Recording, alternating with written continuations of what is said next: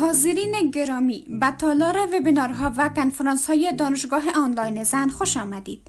تیم تکنیکی عملیات وبینارها و کنفرانس‌های تصدی نشرات آنلاین محترمانه از تمامی اشتراک کنندگان و برگزار کنندگان برنامه موارد ذیل را جهت حفظ و تنظیم امور تقاضا می نمایند. 1. برای مهمانان و دستاندارکاران برنامه که به صورت مستقیم در آجندا سهیم هستند، رول و یا نقش کوهاست داده شده است که دارای یک سلسله مسئولیت ها و صلاحیت هایی هست که می خواهیم متوجه آن باشید. لطفاً در بخش های هاست منیجمنت که شامل روشن و خاموش نمودن مایک های سایر حاضرین، صلاحیت های کمره و صفحه، صلاحیت های ریاکشن و چت باکس و حاضری و اجازه نامه ورود می باشد مداخله ننمایید. این بخش مربوط تیم تکنیکی دانشگاه می شود. ضمناً در صورت روشن ماندن مایک های حاضرین و یا بیرون نمودن اشخاص و افراد ناخواسته از جلسه اقدام ننمایید.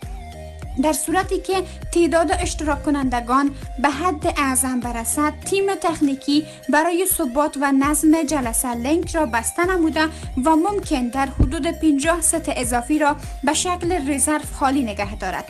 از این رو در صورت آمدن درخواست های اشتراک شما اقدام به اکسپت نکنید. از همه مهمتر این که اگر می‌خواستید جلسه را نسبت به هر مشکلی ناخواسته وقت‌تر از مدت زمان معین ترک نمایید و یا به هر دلیل که شده است، لطفاً از فشار دادن گزینه End the call for everyone که بعد از کنسل برایتان ظاهر می شود جداً خودداری نمایید.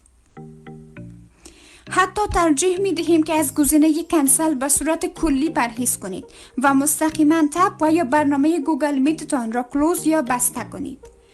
دوم، از سایر حاضرین و اشتراک کنندگان در برنامه تقاضا به عمل می آوریم تا پیام های چت باکس را صرفاً غرض سوالات و مسائل مرتبط به برنامه استفاده نمایند. هرگاه معلومات غیر مرتبط توسط افراد پرسیده شد، ممکن شخص مذکور از جلسه حذف گردد. بر علاوه از همه حاضرین جدا تقاضا به عمل می آید تا از علامت بلند نمودن دست هرگز در جریان برنامه استفاده نکنند. این گزینه صرف در بخش سوالات و جوابات مورد استفاده قرار می گیرد. شما می توانید جهت ابراز نظرتان از بخش ریاکشن ها استفاده کنید و در استفاده از آن نیز منصفانه عمل نمایید. لازم به ذکر است که هرگاه در جریان برنامه ارتباطتان قطع شد و یا بیرون شدید، دوباره می توانید از طریق لینک اصلی وارد شوید. همچنان اگر با کدام مشکل تکنیکی برخوردید می توانید با مدیر صاحب مربوط که با شما لینک برنامه را شریک ساخته است در تماس شوید و اگر مشکل اساسی داشته باشید آنها تیم نشرات را در جریان خواهند گذاشت. سوم، آجندای برنامه با سایر اشتراک کنندگان از قبل در اشتراک گذاشته شده است. از این رو تغییرات در آن و یا درخواست تغییر در روند آجندا سبب مشکلات برای تیم عملیات وبینارها و کنفرانس ها خواهد شد و از سایر مقامات دانشگاهی تقاضا به عمل می آید که در این زمینه با ما همکار باشند. تشکر از حضور پربارتان. خوش آمدید.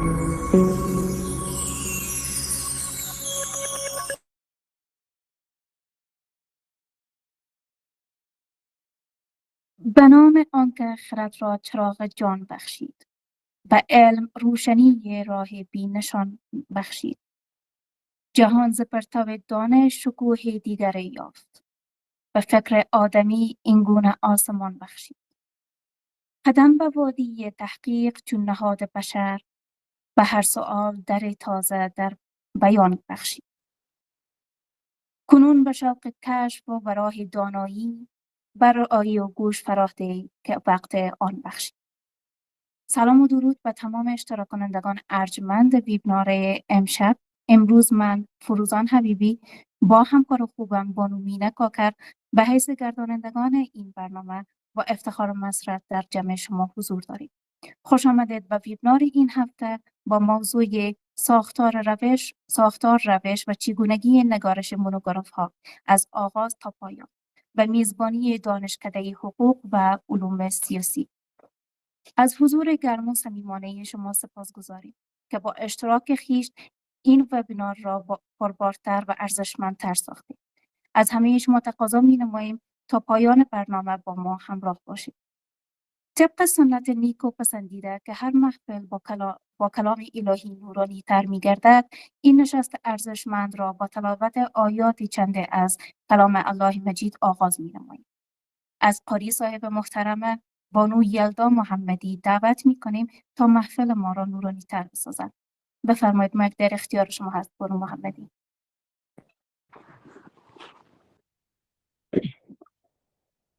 أعوذ بالله من الشيطان الرجيم.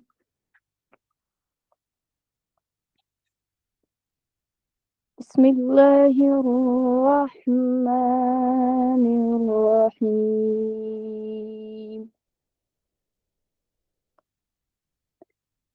والسماء ذات البروج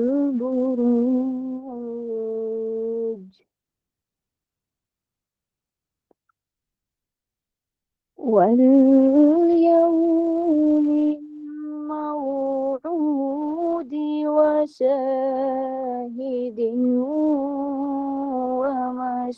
ومشهود.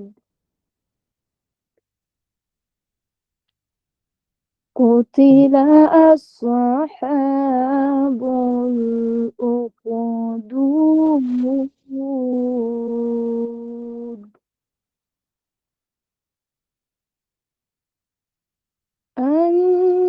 النار ذات الوقود إذ هم عليها قعود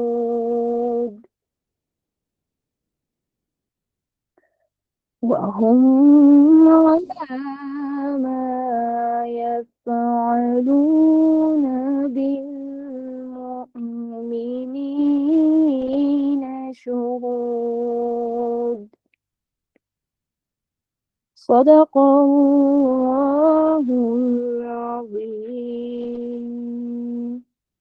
اللهم تقبل منا تلاوتنا واجعل القرآن نورا لقلوبنا وهدى لنا وشفيعا يوم القيامة برحمتك يا أرحم الراحمين.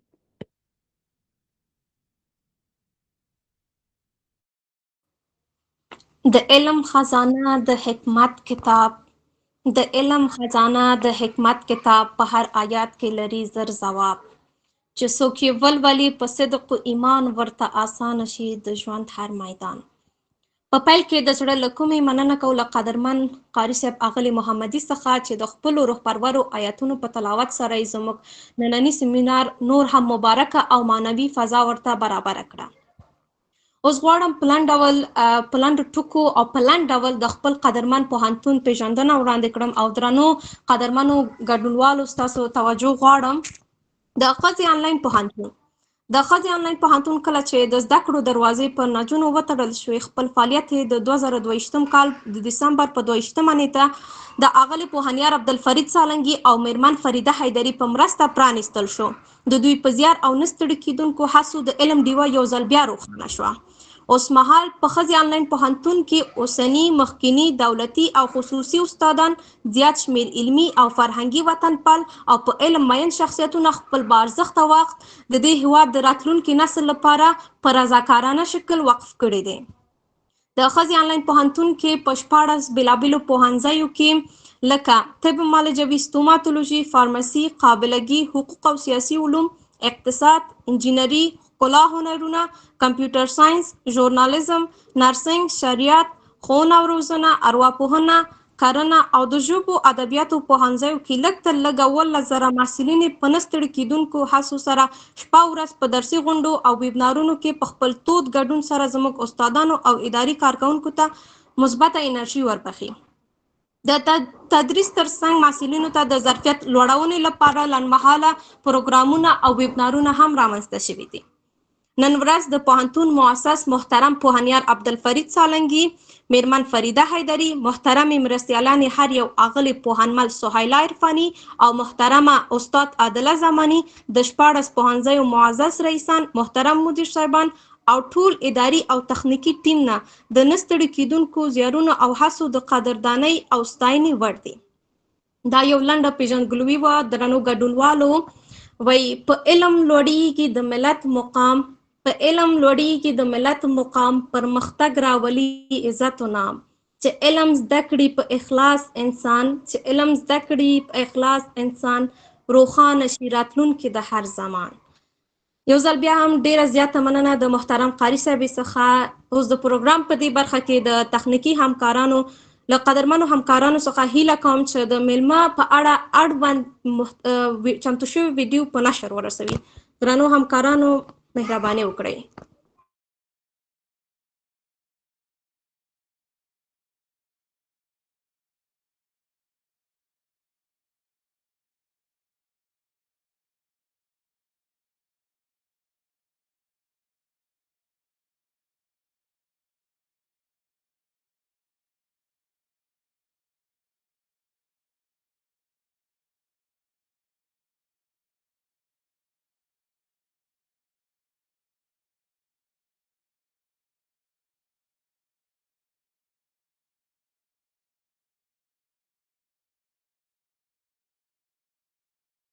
درنو ګډونوالو یو څو شیبې صبر وکړئ، اوس انشاءالله شروع کیږي.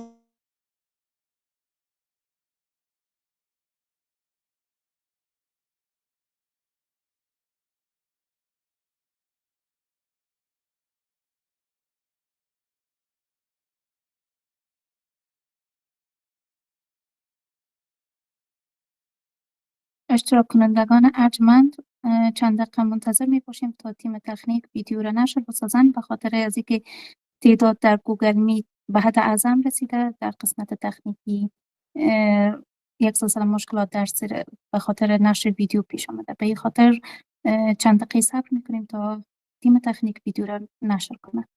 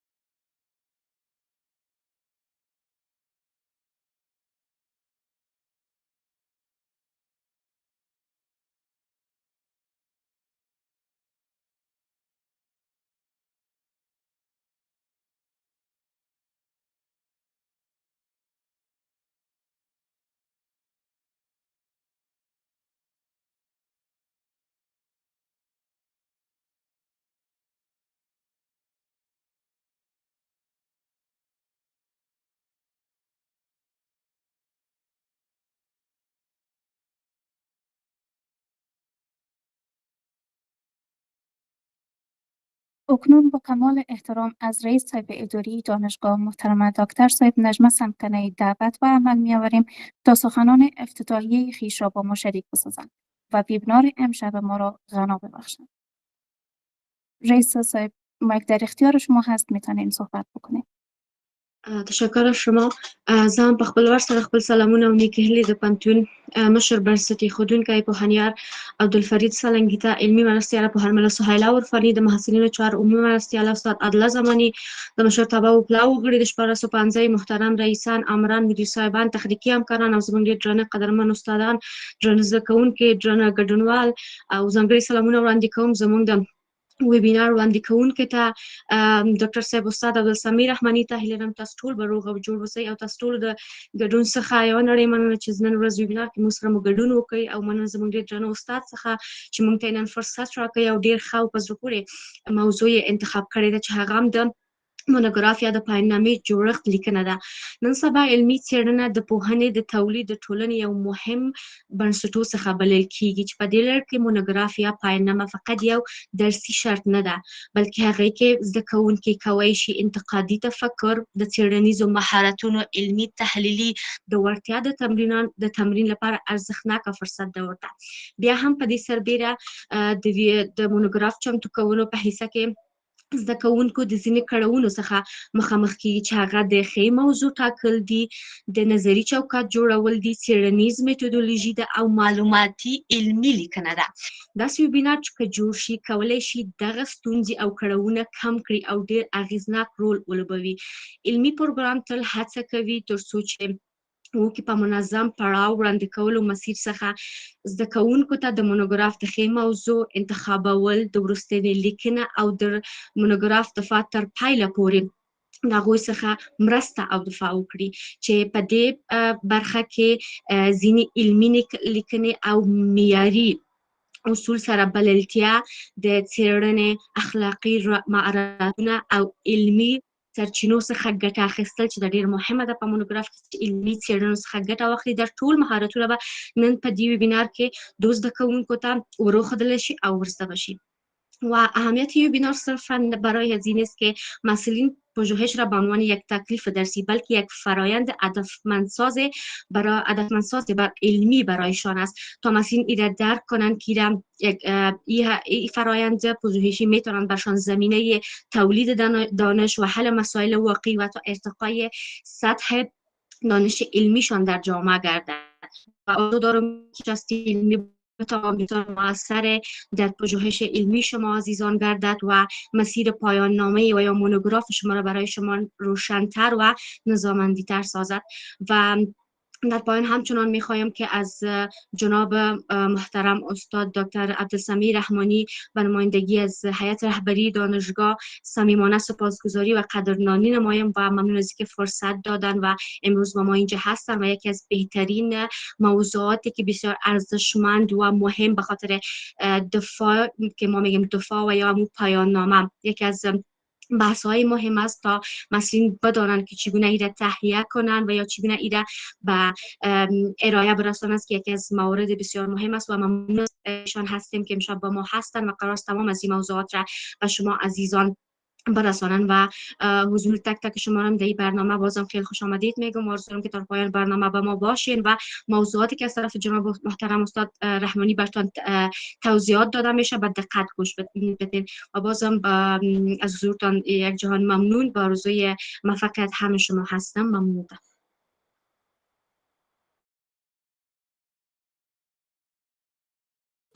علم مشعل دی د ژوند لار روښانه کړي. علم مشعل دی د ژوند لار روښانه کړي، د پوهې ځواک انسان تر اسمانه کړي. په علم ودان شي د ملت راتلونکی، بې علمه ژوند وي تل نیمګړی. په ډېر درنښت سره د پوهنتون د اداري ریاست اغلې ډاکټر صاحب نجمه سمکنۍ څخه ژوره مننه کوو چې د خپلو ارزښتناکو، هراړخیز او الهام بخښونکو خبرو په وړاندې کولو سره یې زموږ غونډه نوره هم غني او معناداره کړه. قدرمنو ګډونوالو، لکه څرنګه چې پوهیږئ د خپل پروګرام تر ټولو مهم او اساسي پړاو ته رسیدلی یو. په دې برخه کې قدرمن پوهنیار ډاکټر عبدالسمیع رحمانی د حقوق او سیاسي علومو محترم استاد ته بلنه ورکوو ترڅو د نن ورځې مهم علمي موضوع تر سرلیک لاندې چې د مونوګراف د لیکلو جوړښت او طریقې له پیل څخه تر پایه پورې دی پر هر اړخیز ډول رڼا اچو. خو مخکې له دې چې محترم میلمه ته لاړ شو، لومړی به د محترم میلمه په اړوند کوم ویډیو چې دی هغه به نشر شي، بعد د هغې نه به موږ محترم میلمه ته لاړ شو. همکارانو مهرباني وکړئ. در گستره پویای دانش و تحصیلات عالی، حضور شخصیت‌های فرهیخته و متحد ستون استوار پیشرفت علمی و فکری جامعه به شمار می‌رود.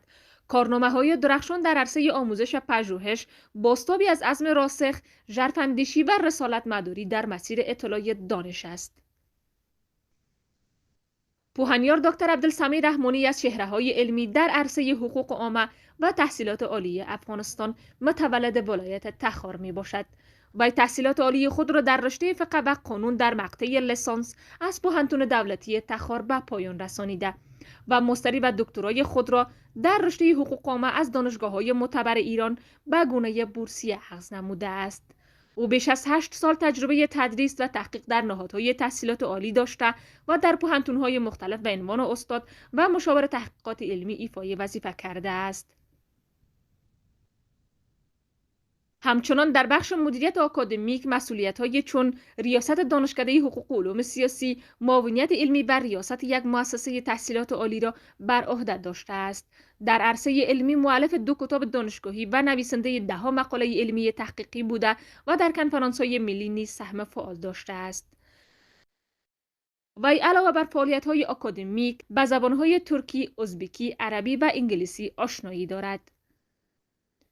در فرجام چنین سیر علمی و آکادمیک تجلی تعهد به معرفت و خدمت به جامعه دانشی است. بیگمان استمرار این مسیر روشن الهام بخش نسل‌های آینده در پیمودن راه‌های دانایی و تعالی خواهد بود.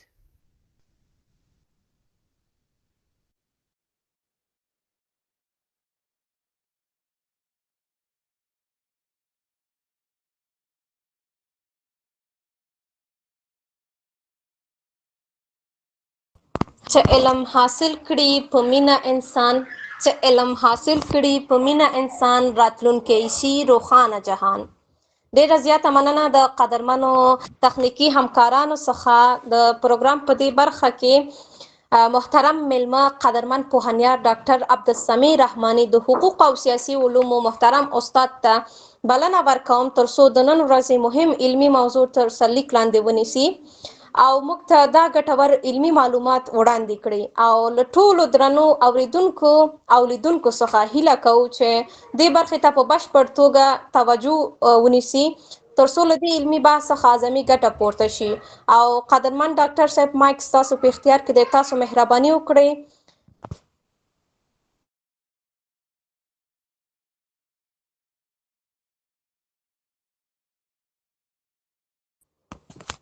ډاکټر صاحب اورئ؟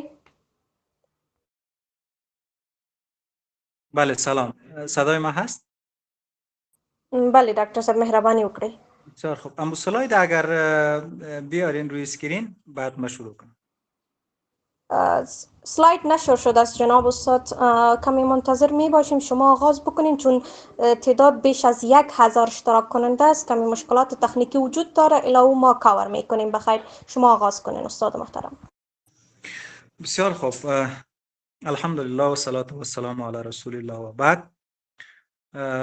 بسیار تشکر از شما. ما قبل از همه از هیئت رهبری دانشگاه آنلاین زن با ویژه جناب رئیس علمی، رؤسای دانشکده‌ها، آمرین، استادان و کلیه بخش اجرایی و همچنان محصلین محترم سلام عرض میکنم و تشکر از مخصوصا بخش اجرایی خانم امانی، دکتر سیبمدر و بقیه دوستانی که در تهیه و تدارک وبینار تلاش کردن و زحمت کشیدن و فرصت را فراهم کردن با ما و سایر محصلین تا بتانیم ما با قدر توان چیزی که هست خدمت محصلین و در خدمتشان بگذاریم و اونها بتانند که در رابطه با موضوعی که تدارک دیده شده استفاده بکنن. ما چند تا نکات مقدماتی را و ایرم البته بیش از پیش خدمت شما عرض کنم که چون به نسبت مشکل برقی و برخی از مشکلات دیگه ما جای ما تغییر دادیم، نتونستیم که تصویری بیایم و خوبه که به جای تصویر و از سلاید استفاده بکنیم و سلاید را همکاران تکنیک اگر بتانن که بیارن و بیشتر به اساس از محصلین هم بتانن ببینن تا بتانیم که جبران بکنیم در این قسمت. ما بابت از این مشکلات معذرت میخوایم و چند تا نکات مقدماتی را عرض میکنم، بعد میریم مستقیم سر موضوع که ممکن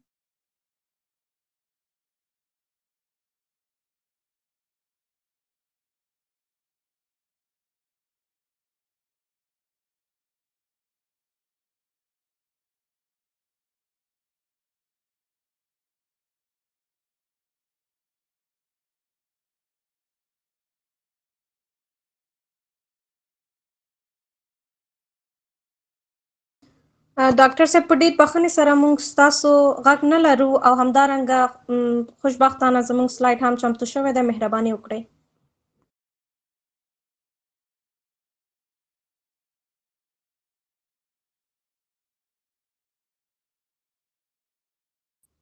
درنو ګډونوالو یو څو شېبې صبر وکړئ ځکه چې خپل دا ګډونوالو تعداد چې دی تر 1000 ډېر شوی دی، د همدې امله لږ سره تخنیکي مشکلات وجود لري. تاسو لږ سره منتظر اوسئ انشاءالله چې نشر کیږي.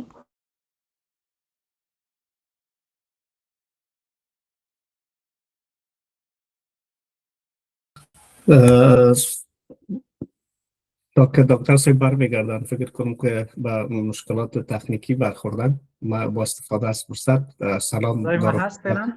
بفرمایید جناب دکتر صاحب. ببخشید هستی مشکلات هست مقصد ما را ما کاش از طرف روز میشد که در دفتر میتونستیم که بهتر چیز بکنیم، ولی بینان جلسه اولیه و آزمایشی در نظر بگیرید. میخواستم بگویم که روش تحقیق و اصول نگارش در واقع یک فرایند زمانگیر و عملی هست و طبق کریکولوم وزارت تحصیلات عالی این کاری نیست که به یک جلسه و دو جلسه و چند جلسه ختم شود.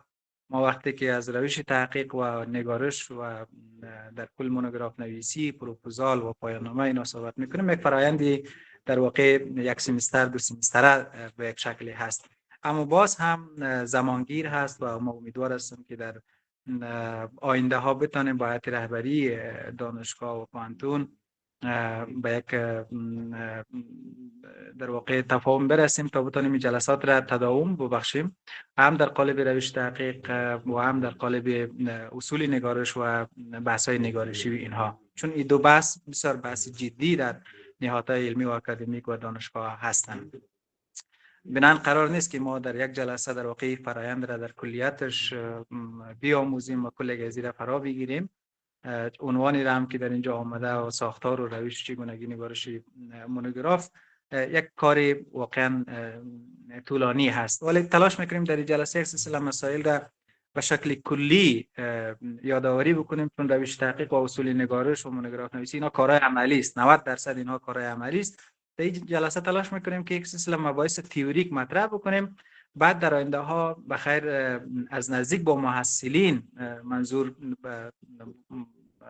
از طریق کارهای عملی بتانیم که راهنمایی بکنن استادان راهنما یا ما یا دوستان دیگری تا بتانن او را به درستی فرا بگیرن. این در واقع روش تحقیق و اصول نگارش مثل سایر مضامین یا کردیت های مکانیک و به یک شکل نظری و تئوریک نیست، این بیشتر جنبه عملی داره، باید از نزدیک به یک شکلی کار شود و دو مخصوصا با راهنمایی استاد راهنما، استاد مشاور با محصلین تا توسط عمل و عملکرد نشان داده شود. بنابراین این نقطه را ما همه در نظر داشته باشیم که در این جلسه انتظار زیاد نداشته باشیم که همه چیز را در واقع فرا بگیریم و همه چیز را یاد بگیریم. اینجا هم که وقتی اشاره میکنیم به ساختار و روش و چگونگی نگارش مونوگراف، در واقع بیشتر به فصل ها میپردازیم. سعی میکنم ما در اول در رابطه با روش در بحث مقدمه نویسی چکیده اگر یا فصل ها نتیجه گیری این موضوعات یک سلسله معیارهایی در اشاره بکنم در مقدمات سلاید اورم آوردیم. بعد در یک بخشی هم در رابطه با ساختار یا فصل بندی های مونوگراف به او بپردازیم که خیلی مهمه و مونوگراف های لیسانس در افغانستان کمی متفاوته، چون ما در چند کشور محدود در دوره لیسانس ما چی داریم؟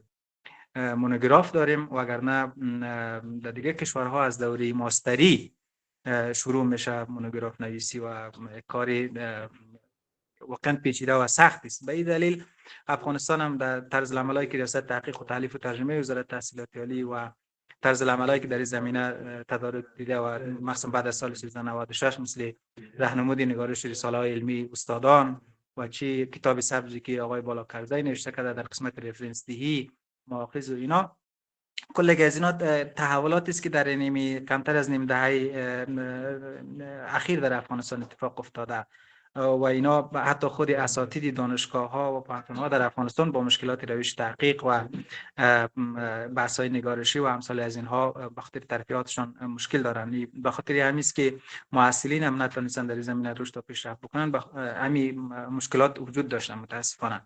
بنابراین ما این وعده هم برای محصلینی که اینجا هستن میتونم برشان که به زودی ان شاء الله سعی میکنم که یک نمونه ای از پایان نامه را برای ساختار و روش و در کل از آغاز تا پایان به شکل عملی چی بکنم، مثل اصول نگارشی و علائم نگارشی، سایز خط و امثال از اینها را در اختیار باز محصلین قرار بدیم، حداقل هم چارچوب اصول چارچوکاتش را، چون باز ما در بحث‌های روش شناسی حالا اینجا خب رشته‌های هم ساینسی هستن، هم رشته‌های بیشتر اجتماعی علوم اجتماعی هستن، اینا باز روش‌هاشون فرق میکنه، ولی یک چارچوبی را طراحی بکنیم به لحاظ عملی که حداقل راهنمایی برای محصلین چی حقوق هستند، چی انجینری هستند، چی طب است، چه رشته های ادبیات است، روانشناسی است، اقتصاد است و سایر رشته های دیگری بتونن که یک راهنما باشه. اما کار اصلی کار استاد راهنما با محصل است که او را از نزدیک باید دنبال بکنن و پیگیری بکنن و از طریق عمل و کار عملی است که میشه به این موضوعات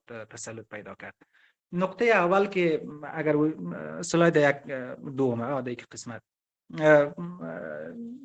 در قسمت خدمت دوستان عرض بکنم که بحث وقتی ما روش تحقیق میگیم یعنی یک بحث مهم بیشتر محتوایی هست، یعنی معیارهایی را برای از اینکه چطور یک مقدمه نوشته بکنین، یک چکیده نوشته کنین، یک بیان مسئله نوشته کنین، نتیجه گیری شما این چیزایی بوده که روش تحقیق در افغانستان در دانشگاه تدریس نشده. یعنی به طور مثال وقتی شما یک چکیده میخواین بنویسین، خب چکیده را تنها با نوشتنش اکتفا نمیشه، باید معیارهای یک چکیده را باید یک محصل بفهمه که یک چکیده با چی معیارهایی به طور مثال نوشته میشه که بعد گفته شما محصل باید چکیده بنویسه یا مقدمه یا بیان مسئله و امثال از اینها.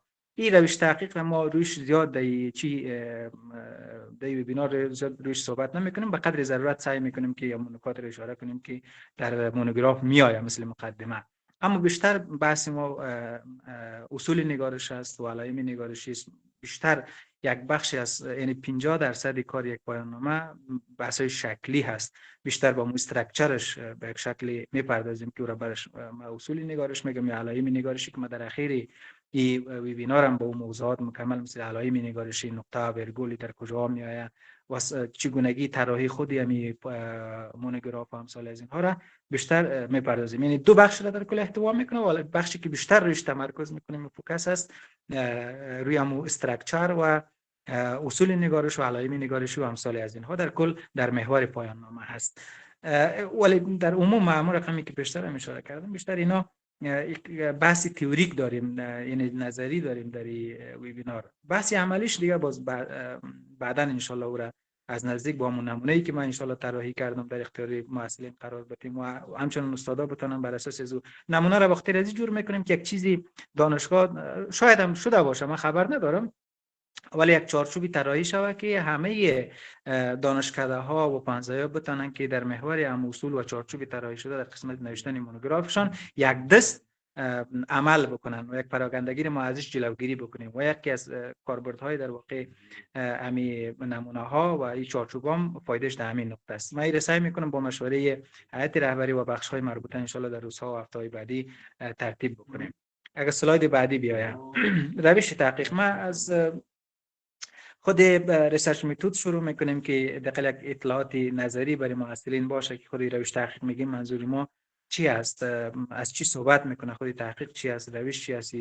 روش تحقیق ترکیبی از دو تا کلمه هست، اینا معنایش چی است که نقاطی را اشاره میکنیم بسیار گذرا و مروری پیش میریم. در مضمون روش تحقیق هم رقمی که آمده در سلاید هم بیشتر به اسلوب و روش علمی تحقیق پرداخته میشه یا به شکل درس داده میشه و آموزش داده میشه. خود تحقیق هم از باب تفعیل هست در زبان و ادبیات عرب که کلمه عربی هست در واقع به معنای محقق ساختن یا اثبات کردن حقیقت است و معادل از این در انگلیسی ما بیشتر از ریسرچ استفاده میکنیم و در عربی هم البحث میاد یا البحوث میاد که در معادلای انگلیسی و عربیش است و از نظر لغوی به معنای پیدا کردن حقیقت یا جستجوی حقیقت، بررسی حقیقت و معانی از قبیل کاربرد و استفاده داره. و اگر تحقیق را تعریف بکنیم یعنی به معنای در واقع بررسی سخت‌کوشانه و تجربه پردستاورد به هدف کشف واقعیت ها و تفسیر درستی واقعیت ها و فرایند رسیدن به پاسخ ها در واقع و سوال هایی است که ما می‌خوایم از طریق گردآوری اطلاع، تحلیل و آنالایزش و تفسیر از این داده ها به شکل سیستماتیک و برنامه‌ریزی شده و نظاماً برش برسیم که این را باز بعدها ممکن بتونیم بیشتر توضیحات بدیم. در خود روش یا در واقع میتود که به انگلیسی برش میگن، سلاید بعدی لطفا. روش خودش اگر یک تعریف ساده ازش بکنیم، سلاید بعدی را اگر بیارین که چی شود همکاران. خود روش را تو تعریف میکنن بیشتر علمای اصول روش تحقیق که میگن که روش مجموعه وسایل یا راهنمایی است که رسیدن به مقصد را میسر میسازه یا آسان میسازه. اینی هم رقمی که بیشتر اشاره کردیم روش اسلوب و شیوه شد یعنی هم ابزارهای مادی و هم ابزارهای در واقع بیشتر تئوریک که او را قابل فهم و قابل درک برای محصل باشه و در کل فرایند رسیدن به یک کار علمی و تحقیقی را برش آسان بکنه تا بتونه که بر او اصطلاح پیدا بکنه و او با اون مقصدی که میخواد داشته باشه از طریق کار تحقیقی با اون هدف و راه حل و اون نتیجه گیریش به یک شکل دست پیدا بکنه. ما از کلمات روش علمی هم استفاده میکنیم که اونجا ما تعریف آورده میشه که حالا شاید زیاد ضروری نباشه اشاره بکنم، خود محصل میتونه که او را بخونه. در سلایت بعدی هم میم در قسمت مونوگراف، چون تمرکز ما بیشتر بر مونوگراف نویسی است. سلایت بعدی لطفا. خود مونوگراف را وقتی که ازش استفاده میکنیم ما در مقدمه باید اشاره بکنم که ما از پایان‌نامه استفاده میکنیم، بیشتر در ایران کاربرد داره و از مونوگراف بیشتر در ادبیات اکادمیک در افغانستان مونوگراف استفاده میکنن. مونوگراف هم خودش در واقع اینا چیز هستن، از زبان یونانی هستن که ما اینجا آوردیم که واژه مونوگراف از دو جزء مونوس گرفته شده که به معنای واحد و یکتا و تک معنا میتونه گرفت به معنای تصویر یا توصیف و نگارش کردن که ریشه از اینها از یونانی میاد، مثل بسیاری از واژه‌های دیگری در چی ساینس و چی در علوم اجتماعی. یعنی اگر این تو تعریف کنیم مونوگراف را که به تصویر کشیدن یک مسئله علمی به شیوه توصیفی که یک شیوه تحقیق در جامعه شناسی است. چون مونوگراف را وقتی از ما در افغانستان استفاده میکنیم که در ادبیات اکادمیک این جا افتاده است و این به یک شکل از اصطلاحات ملی شده، چون پایان‌نامه کمتر کاربرد داره و بیشتر در ایران استفاده داره، چون در ایران باز یا کشورهای حوزه فارسی زبان اونجا از مونوگراف استفاده نمیکنن و در دوره لیسانس هم اونا باز مونوگراف ندارن و سطح حداقلی کار تحقیقی که در مونوگراف در افغانستان در دوره لیسانس هست، یکی از ممکن تفاوت‌های شکلی شاید باشه که پایان‌نامه در دوره بیشتر ماستری و دکترا کاربرد داره، اما مونوگراف چون در ادبیات اکادمیک افغانستان معمول شده بیشتر برای دوره لیسانس جا افتاده و یک از اصطلاحاتی است که بیشتر مرسوم شده و معمول است و از این استفاده میشه. و ما تعریف بسیار خلاصش هم که ازش کردیم اون به تصویر کشیدن یک مسئله علمی است. باز ما در موضوعات بسیار دقیق تر و ریزتر اگر داخل شویم که مسئله چی است و سوال چی است، این را باز در جایش اگر فرصت شد که به اونا هم روش میپردازیم. در سلاید بعدی وقتی از اینجا از پایان نامه و از مونوگراف که استفاده میشه از دو تا در واقع اصطلاح کلمه، یعنی تداخل دارن دیگه. یعنی پایان نامه همون مونوگراف یعنی همون پایان نامه که بیشتر مد نظر ما در دوره عملی لیسانسی که برای محصلین افغانستان تدریس میشه. پایان نامه یا مونوگراف در واقع اولین نمود قدرت استنباطی محصل است. یعنی به این معنا که محصل در دوره لیسانس مخصوصا در سمسترهای هفتم و هشتم با انتخاب یک عنوان سعی میکنه که اما قدرت استخراج و استنباط خودش را بینون یک محصل که در هر بخش درس خوانده چی ساینسی هست و چی نالج و علوم اجتماعی و انسانی هست، میخواد که قدرت استقلال خود برای استنباط یک موضوع بیان بکنه و با نوشتن یک مونوگراف قدرت به یک شکل نمایان میشه و اشکال اولیش به یک شکلی. ما در دوره لیسانس از یک محصل انتظار نداریم که بیا یک کار علمی تحقیقی در قالب مونوگراف را بسیار بلند و به شکل معیاری انجام بده که در سایر کشورها و نهادهای علمی و اکادمیک و دانشگاهی معتبر دنیا معمول و مرسوم است. کار تحقیقی بزرگ بیشتر در دوره دکترا میشه که ما به کار تحقیقاتی بنیادی برش میگیم که بحث نظریه های جدید ایجاد میشه، ابتکارات و نوآوری. ولی در دوره لیسانس و ماستری ما سعی داریم که محصلین با حداقل های روش تحقیق و نگارش و نوشتن آشنا شوند، با یک سلسله اصول و معیارها آشنا شوند که او فرآیند رسیدن به آینده را برشان هم میسر بسازه و هم دیگه اونجا که زمانی که میرسن با این اطلاعات حداقلی بتونن که در قسمت ها با مشکلات مواجه نشن. بنابراین یعنی پایان نامه یا مونوگراف اولین در واقع نمونه های قدرت یا موتوریته یک محصل است که میتونه که خودش را بیان بکنه بعد مخصوصا در دوره ماستری که میره با استفاده از دانش دوج استقلالت خودش را کسب بکنه. چون ما داشتیم محصلین که در افغانستان در دوره لیسانس این قدرت را نداشتن و به شکل راهنمایی ها درست نشد بعد رفتم به کشورهای دیگری با مشکلات زیادی مواجه شده که تجربه را ما خود ما متاسفانه کردیم. در بحث سلایت بعدی در قسمت نظریه ها در مورد مونوگراف، این که مونوگراف اصلا چی هست، از چی بحث میکنه و اینا، 3 تا نظریه غالبا وجود داره که یک نظریه همون نظریه در واقع اسکالرلی ورک برش میگن یا یک کار تحقیقی ساده هست، بیسیک است. دومش هم به عنوان ریسرچ کامپتنس هست که رقابت تحقیقی هست و سومین نظریه هم به عنوان یک مشارکت در دانش یا contribution to knowledge برش میگن که این 3 تا نظریه در قسمت نوشتن مونوگراف در افغانستان حداقل از سوی علمای اصول روش تحقیق مطرح شده. یعنی 3 تا نظریه در باب مونوگراف نویسی وجود داره که ما فعلا به اینا زیاد چی نداریم. ما فقط آوردیم که یک آشنایی حداقلی در قسمت نظریه های در مورد مونوگراف وجود داشته باشه. در قسمت اهداف مونوگراف، سلاید بعدی، ما سریعتر پیش میرم که تا بتونیم که این زمان را به یک شکلی مدیریت کنیم. در قسمت اهداف مونوگراف هم چرا ما مونوگراف را می نویسیم، غالبا چند تا هدف اصلی یا ابجکتیو ما مشخصا وجود داره. یکی است که کاری محصلین با حداقل روش تحقیق علمی و یک سلسله کارهای عملی و کارکردی آشنا شود. دومین هدف است که با یک سلسله مبانی علمی و اصول روش تحقیق به یک شکل تخصصی و همی که دست به قلم میزنن و دست به تایپ میزنن یا اصول نگارش را آشنا میشن یا یک مقدمه و چکیده را چطور میخواین بنویسن یا ساختار فصول را چگونه تنظیم بکنن. این بیشتر یکی از اهدافی است که ما در مونوگراف نویسی میتونیم که بهش توجه کنیم و او را تلقی کنیم. سومین هدف در واقع گردآوری اطلاعات و داده ها از طریق چی کتابخانه‌ای باشه و چی میدانی باشه. ما بعداً میخوانیم که در قسمت جمع‌آوری داده ها و اطلاعات و 2 تا روش داریم. یک روشی در واقع گردآوری اطلاعات از طریق کتابخانه است، یکی از طریق میدانی است.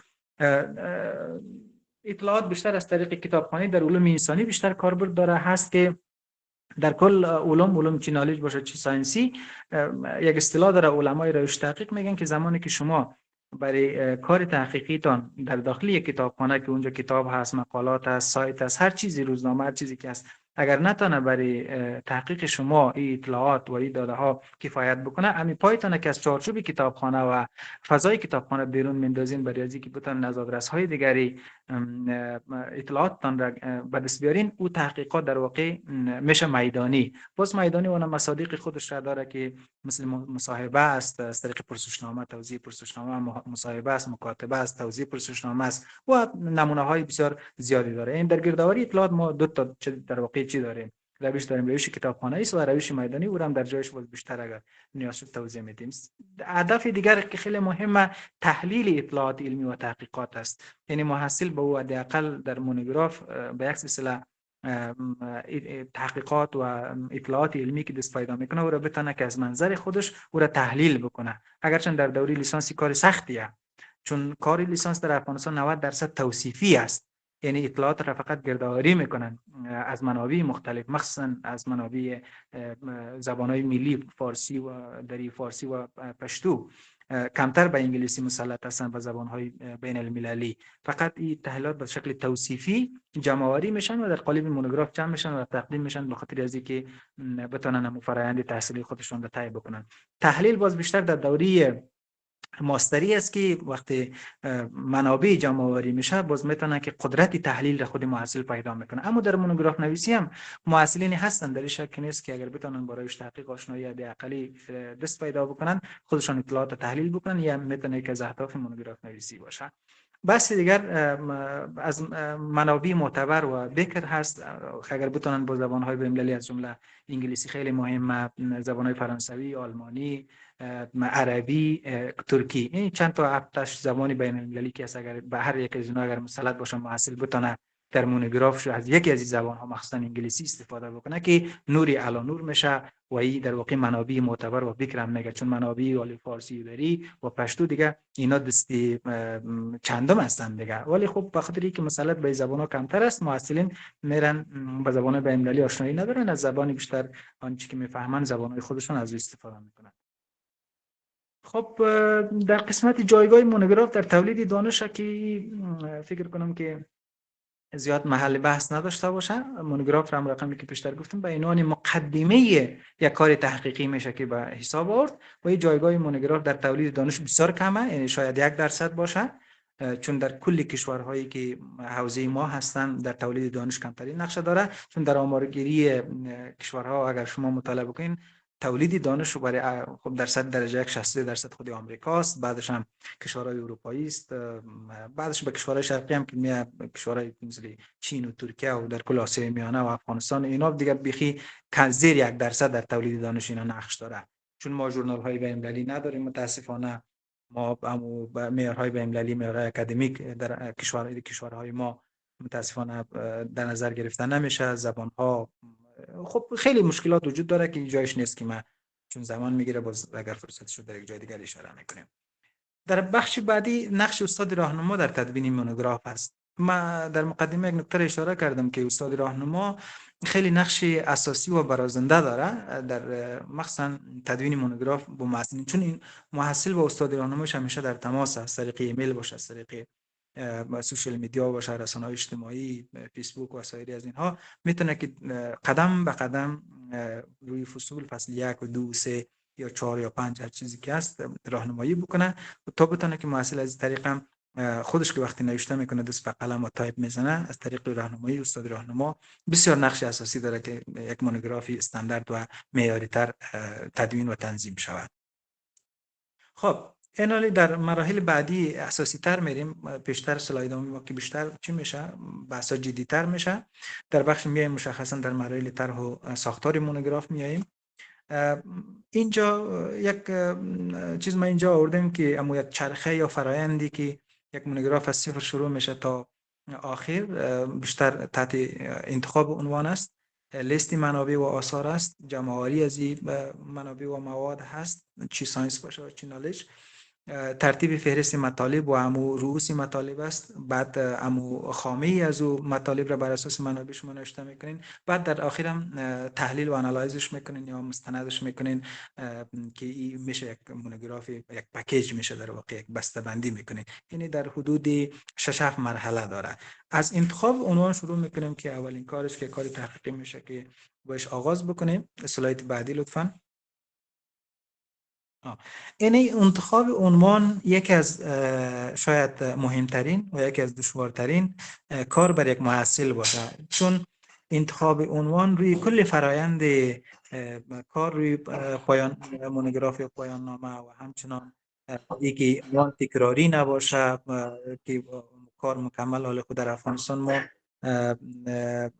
وبسایت های چی نداریم که عنوانا مشخصا ما در دپارتمنت ها در افغانستان یک در قالب اکسل جور شده که آمرین دپارتمنت فقط اونها رو ثبت میکنن، بیکر بودن عنوان زیاد چی نیست، یک فرآیند بسیار ساده هست. اما در دیگه کشورها انتخاب عنوان برای از اینکه تکراری نباشه و کلی همو کار تحقیقی زیر سوال نره و فردا و با مشکلات زیادی محصل مواجه نشه و یک کار دشواره. ولی در افغانستان وقت در دوره لیسانس ما در نظر میگیریم اینا متوجه باشیم که انتخاب عنوان حداقل تکراری نباشه دیگه. این اصل ما باید رعایت کنیم، چون وقتی که عنوان را تکراری یک محصل دو محصل نوشته میکنه یا قبلا نوشته شده باشه، خب کار او کار تحقیق یا مونوگراف نویسی دیگه هیچ معنایی در واقع نداره دیگه. شما یک کاری را میکنین که قبلا انجام شده. برای یادگیری یک نوشتن یک مونوگراف باشه ولی مشکل نداره، ولی خب کار تحقیقی نیست حداقل در خیلی، چون او کار شده قبلا بله از ساختار، بله از محتوا، بله از ماهیتش و خیلی کارهای دیگرش، و یک کاری در واقع تکراری است. این انتخاب عنوان را بسیار باید دقت شود و استادای راهنما بیشتر در این زمینه مشوره بدن به محصلین مخصوصا دوره لیسانس که یکی از خب خود محصل سخت در دوره لیسانس انتخاب عنوان. خود ما بسیار از اوقات مواجه شدیم که محصل خودش عناوین را انتخاب کرده که بعد دیدیم کاملا تکراری بوده، عناوینی بوده که کلی بوده خیلی زیاد. ما در مورد ویژگی‌ها و معیارهای عنوان هم می‌خوانیم. یعنی انتخاب عنوان بسیار کمی رویش دقت شود. محصلین باید در این زمینه بیشتر یعنی هم در ذهن خودشان حلاجی بکنن این موضوع را و هم منابع را ببینن و هم دیگه با استاد راهنمایشون میتونن مشوره بکنن و کسانی که اهل تحقیق هستن در این زمینه از اونها کمک بگیره و انتخاب عنوان را به عنوان مهمترین و اولین موضوعی در واقع مونوگراف نویسی در اولویت است و این را باید مسئولین جدی بگیرن. از هر راهی میتونن یک عنوان نسبتاً بکر و مفید باشه و نتیجه محور باشه و برای آینده بتونه که تبدیل شوه به یک اثر علمی، تبدیل شوه به یک مقاله و خیلی کارهای دیگری. در قسمت معیارهای عنوان چند تا معیار داره. ما حداقل های اون معیار را آوردیم، چون هر چقدر که شما به درجه تحصیل میره بالا، به سمت ماستری میرین، به سمت دکترا میرین، پی اچ دی، به سمت فوق دکترا میرین و در کل کارهای علمی تحقیقی میکنین، عناوین باید خیلی باز معیاری تر میشه، جزئی تر میشه، کاملا جدید میشه، بر اساس نیازمندی ها و مقتضیات زمان میشه، خیلی از مسائل دیگر. ولی ما در دوره لیسانس حداقل از این معیارها را و ویژگی را آوردیم که عنوان یک مونوگراف دوره لیسانس باید چی ویژگی‌های حداقلی را داشته باشه که 5 6 7 تا مورد را ما اینجا آوردیم که باید اون موضوع مورد علاقه محصل باشه و قابلیت تحقیق را داشته باشه، مهم و مفید باشه، در حد توانایی و اسد محصل باشه، این خیلی مهمه. یعنی غیر تکراری نباشه. این چیزایی است که باید محصل حداقل این معیارها را در نظر بگیره وقتی این عنوان را انتخاب میکنه، چون برای آیندهش خیلی این موضوع مفید است. تدابیری برای انتخاب موضوع سلاید بعدی است. ایرم لا ولای صحبتم به یک شکلی به اینا پرداختم. کمی باید محصل جستجو بکنه، عناوینش کمی چی میگن برش، اما بیشتر روی ورق یا روی تایپ کامپیوتر میشه، بر شکلی با استفاده از منابعی که در این زمینه در محور از وجود داره، چی مقاله است چی کتاب است، یک کمی حلاجی بکنه و بیشتر حال خوب هوش مصنوعی هست، همه ازش استفاده میکنیم. هوش مصنوعی امروز بسیار کمک میکنه در انتخاب عنوان. اگر شما بتونین که هر چقدر به قول ایرانی‌ها باش ور برین یا هر چقدر بتونین ازش استفاده بکنین به عنوان یک همکار، به عنوان یک کمک کننده، بسیار خوب است. البته ما قسمتی و کاپی پیستش را موافق نیستم، ولی به عنوان یک همکار هوش مصنوعی امروز میتونه که برای شما خیلی خیلی مفید واقع شه. ولی مهم اینجاست که شما چطور باید ازش استفاده بکنید، چطور همراهش ارتباط برقرار بکنید که بتونین شما از او اطلاعات خودتان را به دست بیارید.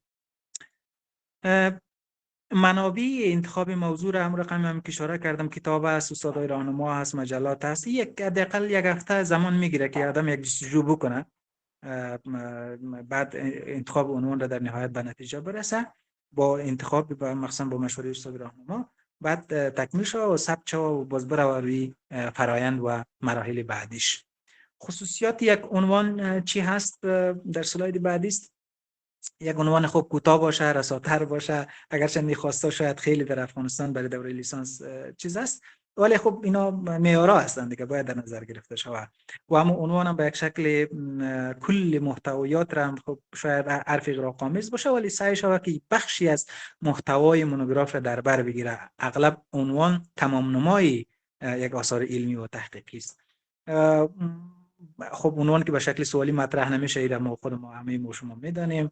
از کلمات مطلوب و مناسب استفاده شود و قابل تطبیق و عمل باشه. این قابل تطبیق و عمل به این معنی است که عنوان را شما در محور رشته‌ای که میخوانین انتخاب بکنین. اگر کسی اقتصاد میخونه خب عنوان حقوقی انتخاب میکنه، یا عنوان را که از امور رشته مشخصا دپارتمنتش حتی فراتره، یا حتی مشخصا پیرامون یک بحثی مشخصا تجارت است یا مربوط به حقوق، اگر بخش قضاست بخش دیپلماسی را انتخاب میکنه، دیپلماسی بخش قضا را انتخاب میکنه، یا انجینیری است بخش‌های مربوطه، تداخل نداشته باشه، یعنی قابل تطبیق باشه و قابل عمل باشه و بتونه که را فرآیندش تکمیل بکنه.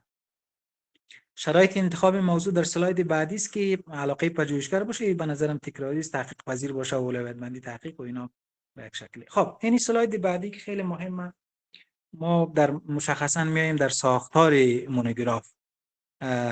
اینجا در قسمت ساختار مونوگراف یک موضوع جنجالی هست. جنجال از اونجا به وجود میاد که مرقمی که در مقدمتاً به یک شکل اشاره کردم، ما در دوره لیسانس در کشورها نداریم، حداقل در پیرامون کشورهای ما نیست، یا در کشورهای اروپایی هم نیست. بیشتر از در قالب سمینار و مقالات اندک شروع میکنن، چون در افغانستان از مونوگراف کار تحقیقی شروع میشه.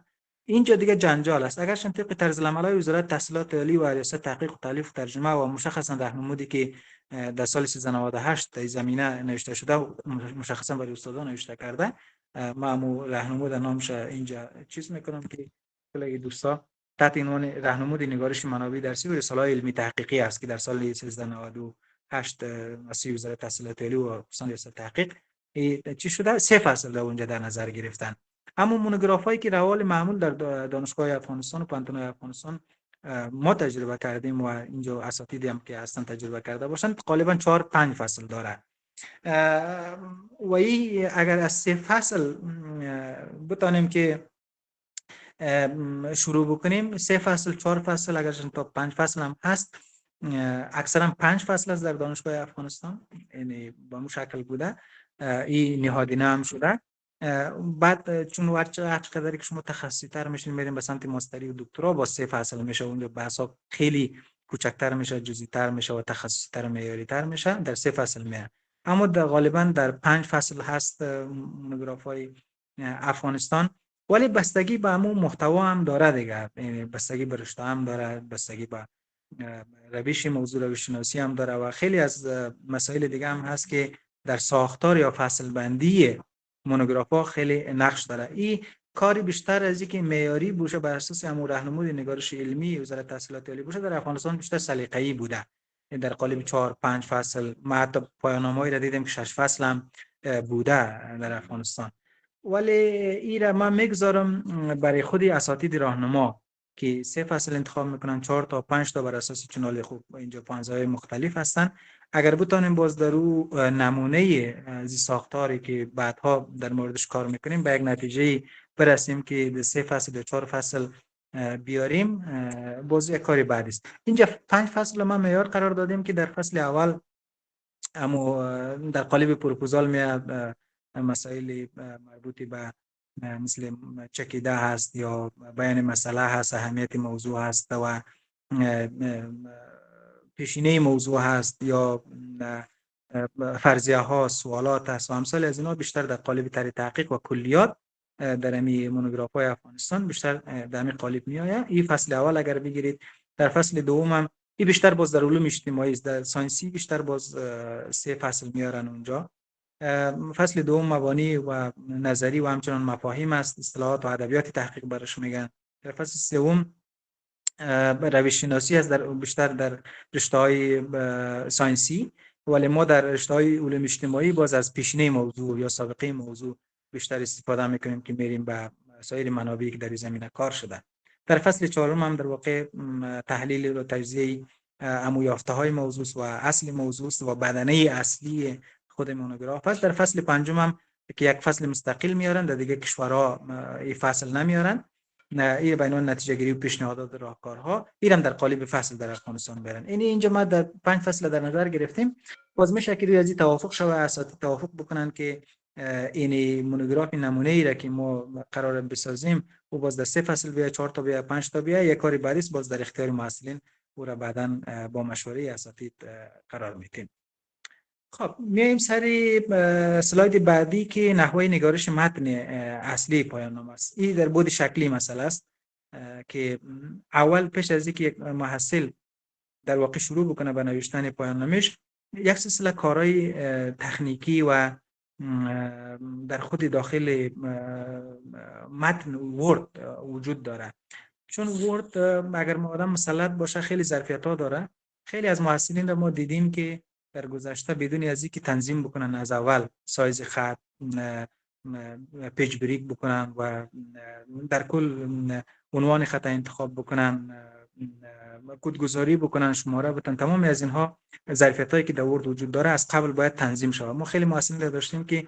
اول نوشته کردن به شکل بسیار پراگنده و در اخیر تنظیم کردن ولی قاعده و اصل و بهتر است که تمام کارهای تکنیکی و فنی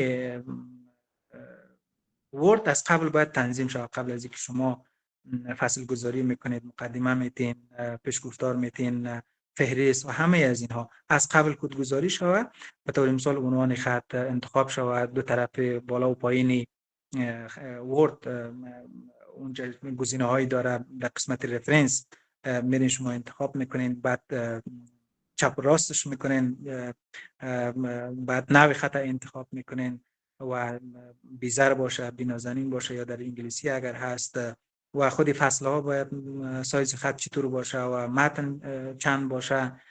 تمام از اینا از قبل اگر بهتر تنظیم شود، این معیاری عمومی هست، این بهتر میتونه که کار محصل را آسانتر بسازه. این باز یک کار کاملا عملی هست. این را فرداها اگر بتونیم که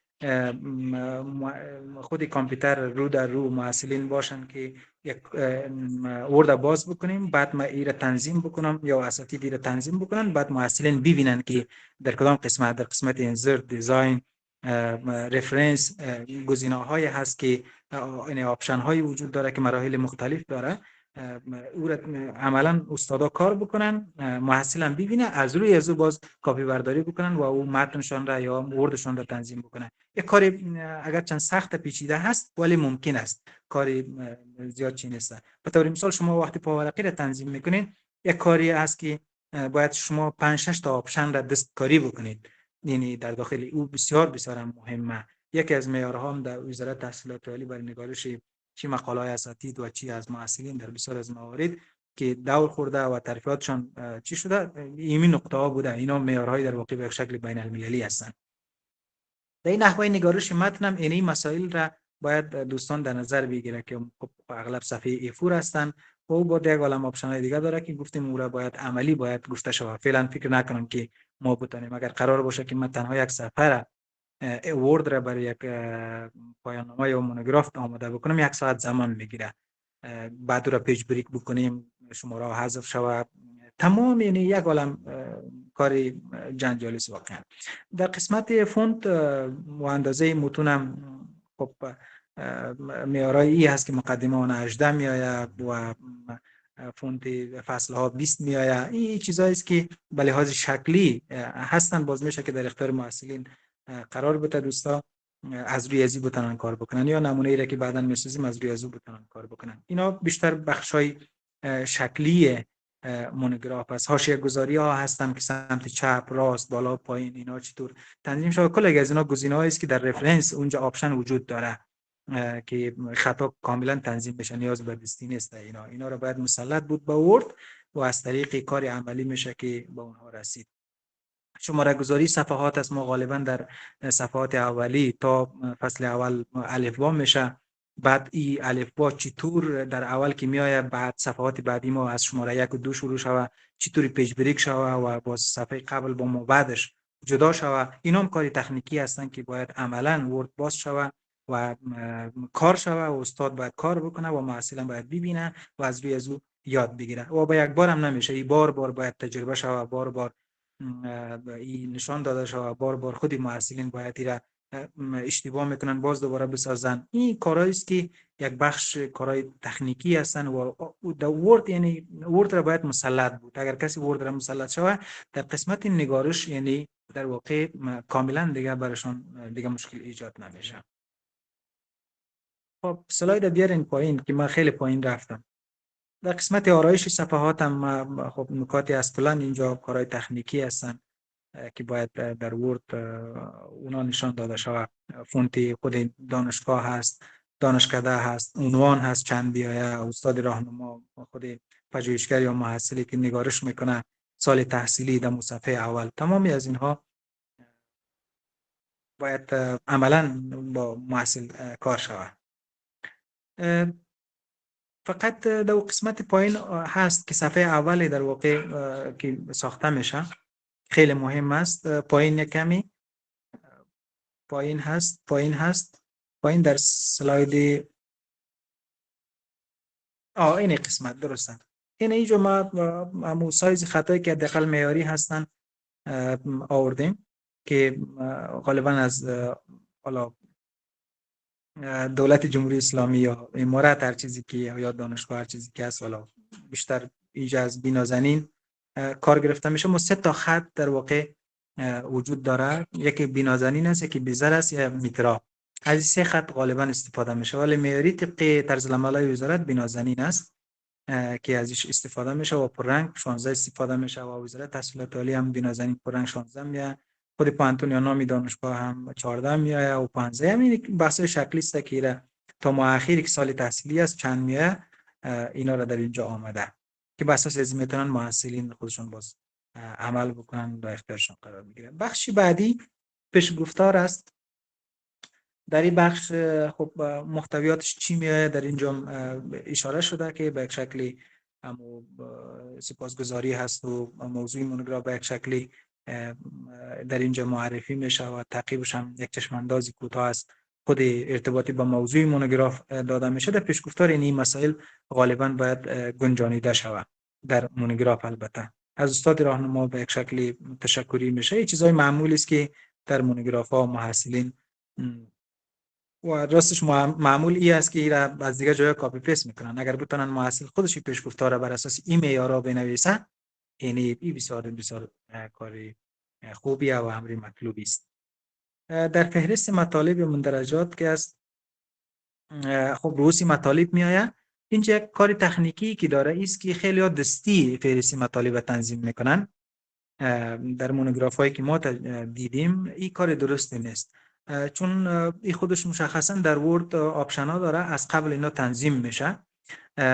فصل ها عناوین پایین تر از فصل شماره 1 2 3 4 به همین رقم کدگذاری میشه. بعد شما وقتی که در فصل اول رو نوشته میکنین میرین با فصل 2 روی او کد یا شماره کلیک میکنین، اتومات برای شما عین چیز را میاره. یا در عنوان اول، عنوان دو، عنوان سه، عنوان چهارم، کلی از اینا کارهایی است که عملی از قبل باید تنظیم شود در ورد.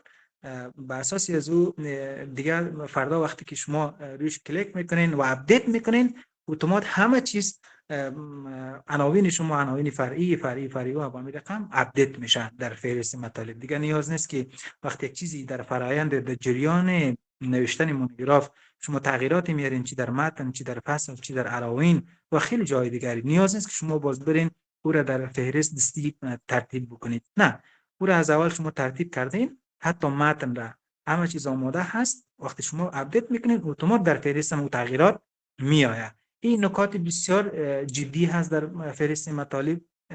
این را باز عملی میشه که از نزدیک کار کرد. یک کاری بسیار مهم در نوشتن مونوگراف است. فهرست اجمالی و تفصیلی هست که این هم در واقع میآید. فهرست اجمالی چی است و فهرست تفصیلی چی است، اینا به یک شکلی اگرچه زیاد معمول نیست، ولی در علوم بیشتر، در ساینس اینا هستن. در علوم اجتماعی بیشتر از اون فهرست تفصیلی میارن، ولی هر دوش هم اگر رعایت شه بینون کاری معیاری خوبه. فهرست اشکال هم است، بیشتر در علومی که بیشتر از تصاویر اگر استفاده میشه، مثل در اقتصاد از نمودار و گراف ها استفاده میشه، در تحلیل و آنالایز ارقام و آمار و اینها، اونا بیشتر در فهرست اشکال باید ای کار معیاری است. ولی در مونوگراف های افغانستان اینا کمتر رعایت میشن. فهرست اشکال باید خطش چند باشه، چیزایش چگونه ترتیب شده، اینا به یک شکلی وجود داره. فهرست جداول هست، جدولا هست، اینا هم باید علومی که اینا را داره، جدولا را داره، باید این هم به یک شکلی در مقدمات و اول مونوگراف باید بیاید. شماره گذاری صفحات است که فصل 1، فصل 2، فصل 3 غالبا فصل ها شماره نداره. اینجا یک نقطه هست که غالبا مونوگراف ها 2 بخش داره.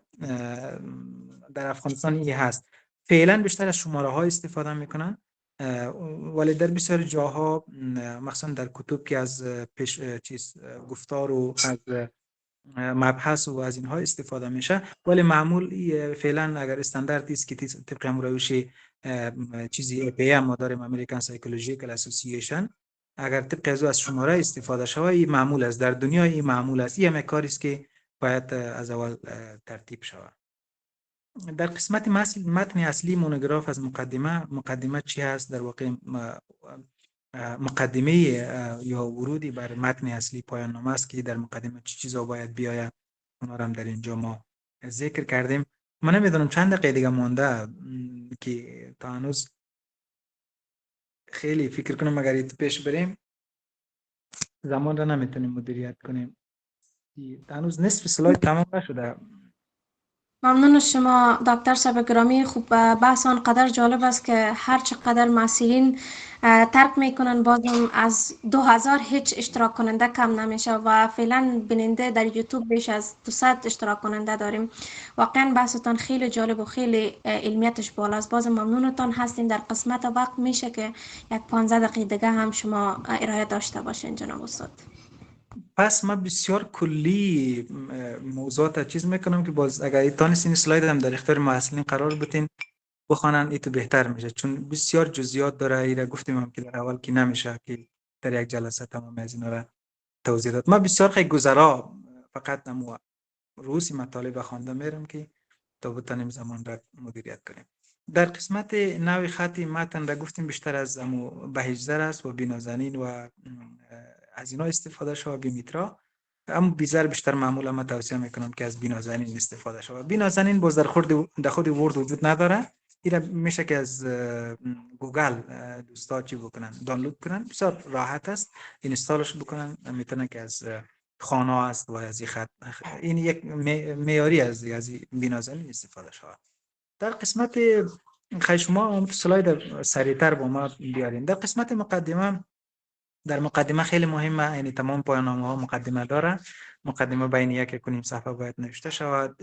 چی در مقالات باشه، چی در پایان‌نامه ها مونوگراف ها باشه، حتی در کتاب ها، در همه رساله های علمی و تحقیقی داشتن مقدمه خیلی ضروره. در مقدمه چی چیزها میاد و بیشتر در روش تحقیق تدریس میشه. چون اینجا اگر ما توضیح بدم که مقدمه با چه معیارایی نوشته میشه، کاری ساده ای نیست، زمان میگیره. در بیان مثلا باید در بخش پروپوزال است، در پروپوزال مونوگراف ها هست، در دوره ماستری مخصوصا دوره لیسانس هم میآید، ولی یک بیشتر امو مشکلات و چالش های امو موضوع و همچنان راه حل ها و مبانی نظری و تئوریک در بیان مسئله، یعنی توضیح میتین مسئله تان را که شما چی میخواین انجام بدین و چی کاری میخواین و چشم انداز شما چی از راه حلتان با این موضوع چی از بعد از آسیب شناسی. این موضوع غالبا میآید، یعنی بعد از مقدمه بیان مسئله. خب پیشینه موضوع اینا رو هم باز ذکر میکنیم. در فصل اول کلیات مباحث گفتیم غالبا در نظر گرفته شود. در کلیات تحقیق یا طرح تحقیق هم غالبا از بیان مسئله شروع تا اهداف و اهمیت، سابقه تحقیق، سوالات، فرضیه ها، روش تحقیق، متغیرهای تحقیق، یافته‌های تحقیق، موانع، محدودیت ها، ساختار یا سازماندهی چند فصل است. این بحث ها غالبا میآید. اسلاید بعدی است. اسلاید بعدی. یعنی در واقع فصل 1 است. در فصل 1 یعنی غالبا این موضوعات میآید. اگر متغیرام نیامد هیچ مشکل نداره، چون مونوگراف است، یک کار توصیفی است، ولی بخشی از این در واقع اجزا مربوط به فصل اول کلیات در تحقیق میشه. یکی باز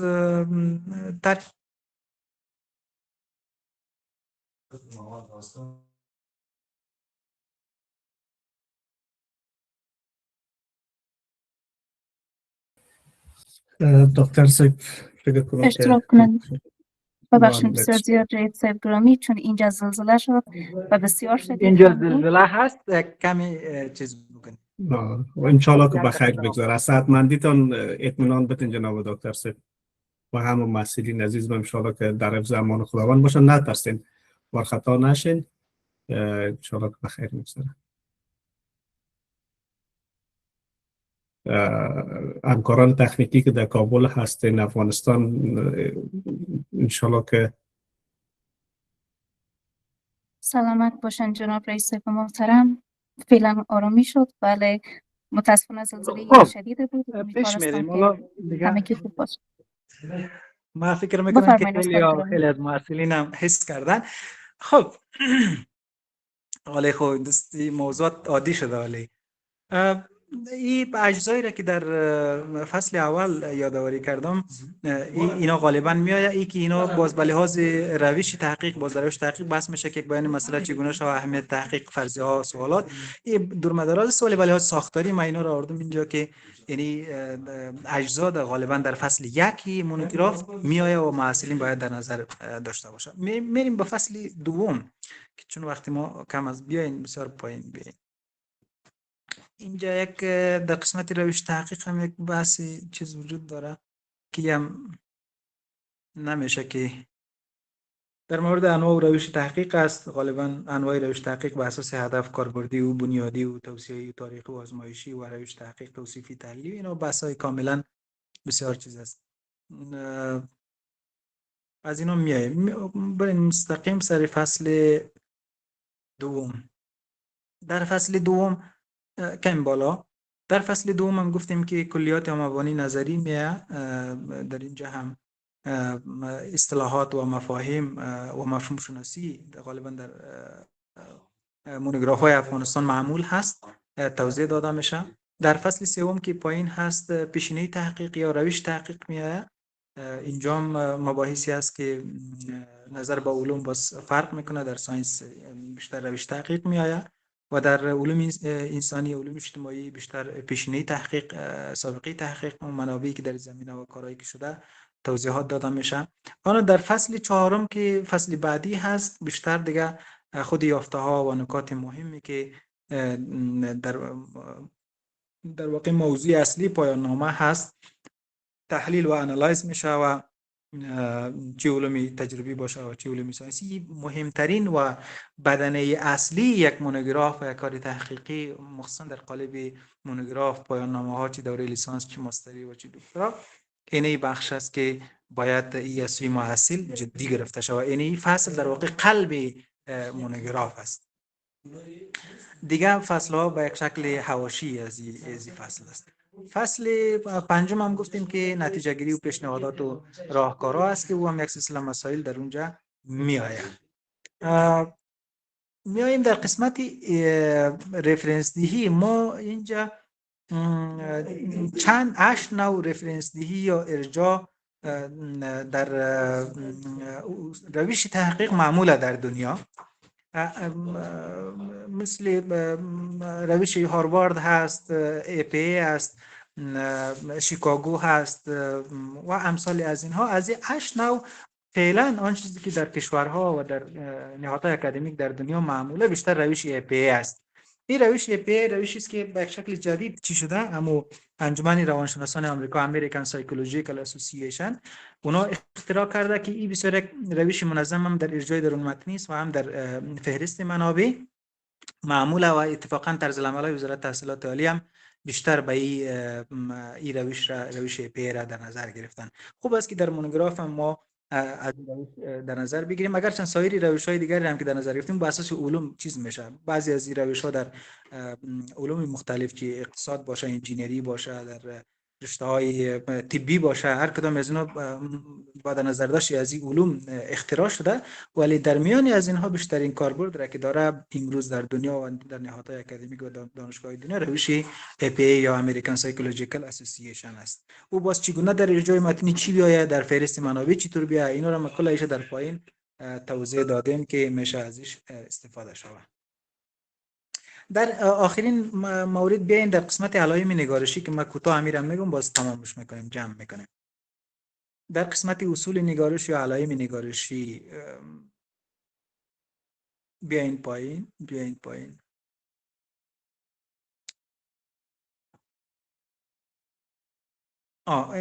پایین.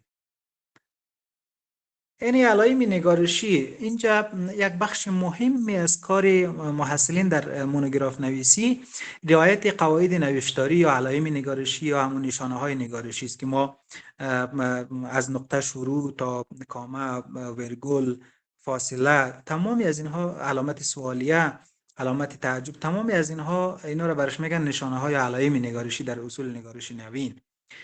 محصلین چون گفتیم 50% کار یک مونوگراف کار شکلیش است. یعنی کار شکلی منظور بیشتر یعنی علائم نگارشی است. یک محصل باید بدونه که نقطه در کجا میآید، کامه در کجا میآید، نقطه ویرگول در کجا میآید، علامت تعجب در کجا میآید، فاصله در کجا میآید، قوس‌ها در کجا میآید. تمام این اینا را در علائم نگارشی بحث میشه. این مهمترین موضوع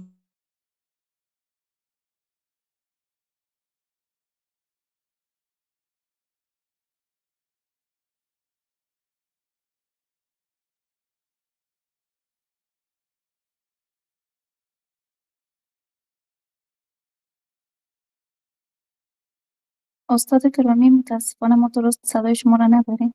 فکر کنم مشکلات اینترنتی برتون پیش شده.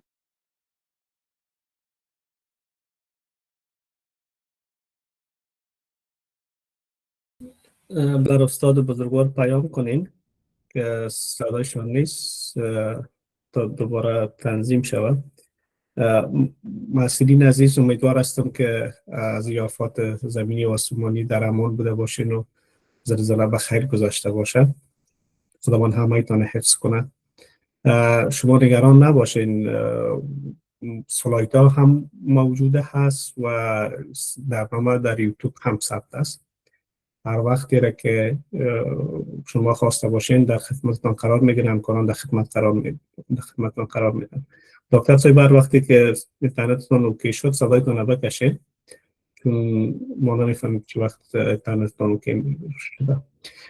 مونوگراف نویسی یا پایان‌نامه از اساسی ترین بخشی است که شما یک دوره را به اتمام میرسانید.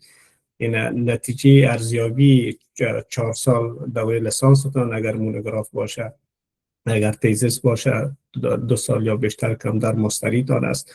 و اگر دانستین مونوگراف یا پایان‌نامه دوره لیسانستان به شکل درست خودتان ترتیب بدین، یادتان باشه که در دوره ماستری برای تیزیستان هیچ نوع مشکل نمی داشته باشین و میگن در دوره دکترایتان هیچ نوع مشکل پروژه‌ای که براتون داده میشه مشکل نمی داشته باشین. اگر در دوره لیسانس هنوز نفهمیدی اصول نگارش که از کجا آغاز کنی و کجا بیانجامی و خودت ننویسی، محتوا را خودت نگنجانی، تحقیق خودت انجام ندی، باز در دوره ماستری هم برات مشکل خلق میکنه.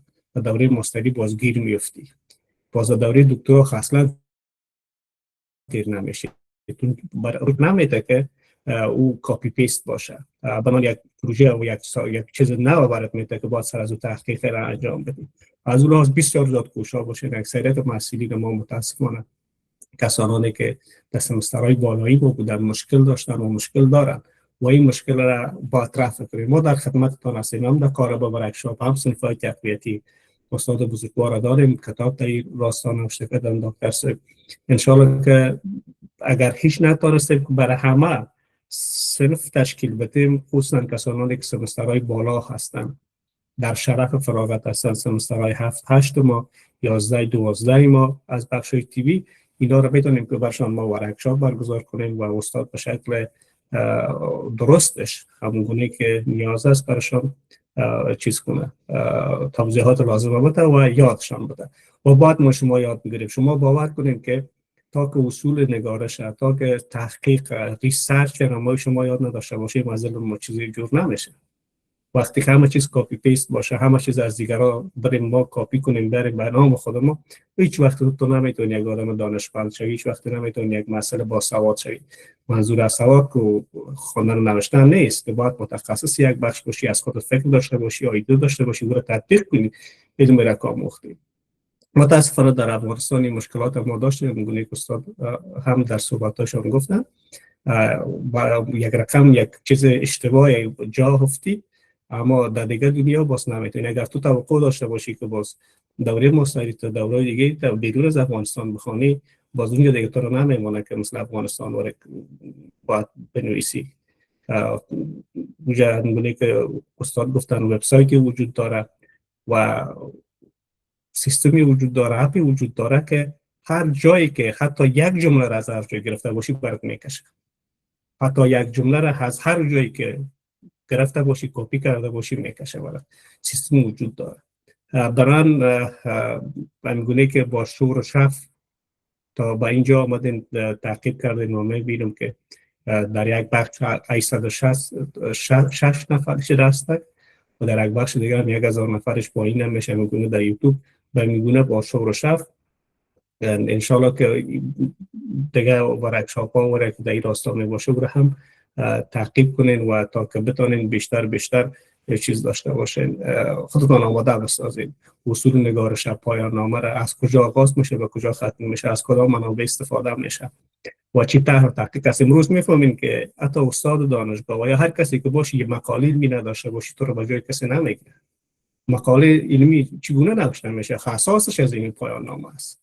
اگر تو پایان نامه رو نتونی خودت نوشته کنی، خودت نوشته نکردی، تو هیچ وقت نمیتونی که استاد دانشگاه شوی. چرا؟ به خاطر از این استاد دانشگاه شوی باید چند تا مقاله علمی نوشته کنی. اگر تو رتبه علمی بگیری باید مقاله علمی در ژورنال بین‌المللی داشته باشی. مقاله نیست ریسرچی که عادی هم باشه. ریسرچ به مراتب باید بالا باشه، با رتبه پوهنمل پوهان دینا اگر خواسته باشی که شوی باید در ژورنال بین‌المللی و در ژورنال ملی علمی اکادمیک باید به دست نشر بسپاری و تعداد و اساسش از علمی مونوگراف نویسی هست. از علمی آغاز میشه، بعد میره به دوره تزیس و بعد میره به دوره دکترا میکنه، به دوره های بعدی صعود میکنه. از همه تان ما خواهش میکنم که در این راستا بسیار زیاد کوشا باشیم و ما هم جدی هستیم. در این سمستر 5-6 مونوگراف رد کردیم. در این نه دلسوزی میشه که ما براتون بگوییم که نمیشه، ولی اینا به منابع دسترسی ندارن، هیچ ندارن، کل چیز از طریق اینترنت در دسترستان میتونه قرار بگیره. هیچ نوع دلسوزی هم برای استادان خودمون، برای رؤسای دانشکده ما گفتیم که نکنید، چرا که این کارت هست، نتیجه کارت، نتیجه 4 سال درس تحصیلت است که چقدر یاد گرفتی و او رو باید انعکاس بدی. برای آینده 4 سال تحصیلت اینمی هست که باید ما بفهمیم. از اون خاطر بسیار زیاد باید کوشش باشیم. نمیفهمم که اینترنت استاد درست شد یا نشد، مایکشون بسته است. ان شاء الله که دوباره استادم به جای ما بپیونده. ما از همه ایتان خواهش میکنم که در این راستا کوشش باشیم. دکتر صاحب استانکزای هم دیدم دستشان بلند است، نمیفهم که هستن. مایکشان اگر همکارا هستین مایک دکتر صاحب هم روشن کنین تا که دکتر صاحب رحمانی دوباره اینترنتشون که میشه صحبتای دکتر صاحب هم داشته باشیم. که انشاءالله اینترنت معزل اینترنت دکتر صاحب رحمانی هم درست شد استاد، دوباره مجاب ما رو پیوندن مشکلشان رفع شود و سوالاتتان میتونین که باز مطرح کنید از استاد.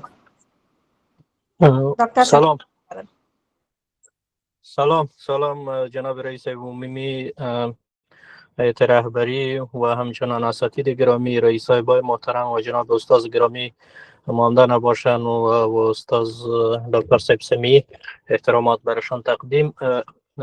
بسیار یک موضوع خوبی بود، خصوصا برای محصلینی که در صدد نوشتن مونوگراف خود هستند. موضوعات بسیار عمده را از نظر علمی در تحقیق و نگارش علمی استاد خصوصا با مستوای دوره لیسانس ارائه کردن و مسائل بسیار خوبی بودن. فقط افزون بر صحبت های استاد که تا استاد میاد چند نکته را در ایسه شکلیات خود متن مونوگراف ارائه میکنم. استاد تمام مسائل بحث کردن تا که استاد میان. فقط مسئولین گرامی در بخش نگارش خود شکلیات مونوگراف عناوین بزرگی است دائم در سر صفحه میه، مثل فصل ها را که استاد گفتن که 4 فصل میشه یا 5 فصل میشه، دائما ایر رؤوس مطالب میگه یا امو در رأس امو فصل ها می باشه. شما فصل ها را در وسط ورق و در اخیر ورق نبرین، دائما فصل در رأس و در سر ورق می باشه. و بعد از او مسائل را که استاد ارائه کردن سبک های مختلفی هست شما را گذاری میکنین، یا بعد از فصل مبحث میگیرین، بعد از مبحث مطلب میشه، بعد از مطلب بازم پاراگراف ها میشه که شما را گذاری است، یا به این سبک یا مطلق به سبک شما را گذاری بعد از فصل میان. او متد ها هر کدامش قابل قبول است، رد نیست. اما بعد از فصل که هر عنوان می او هم از نصف صفحه یا پایان ترین که قسمت پایان میماند و قسمت های عناوین هم باید نبیه، باید هم از نصف صفحه که پایان میم بسیار طرف ثلث صفحه میم بازی هم در سر صفحه باید انعکاس بدیم. یا روش های نوشتاریش است.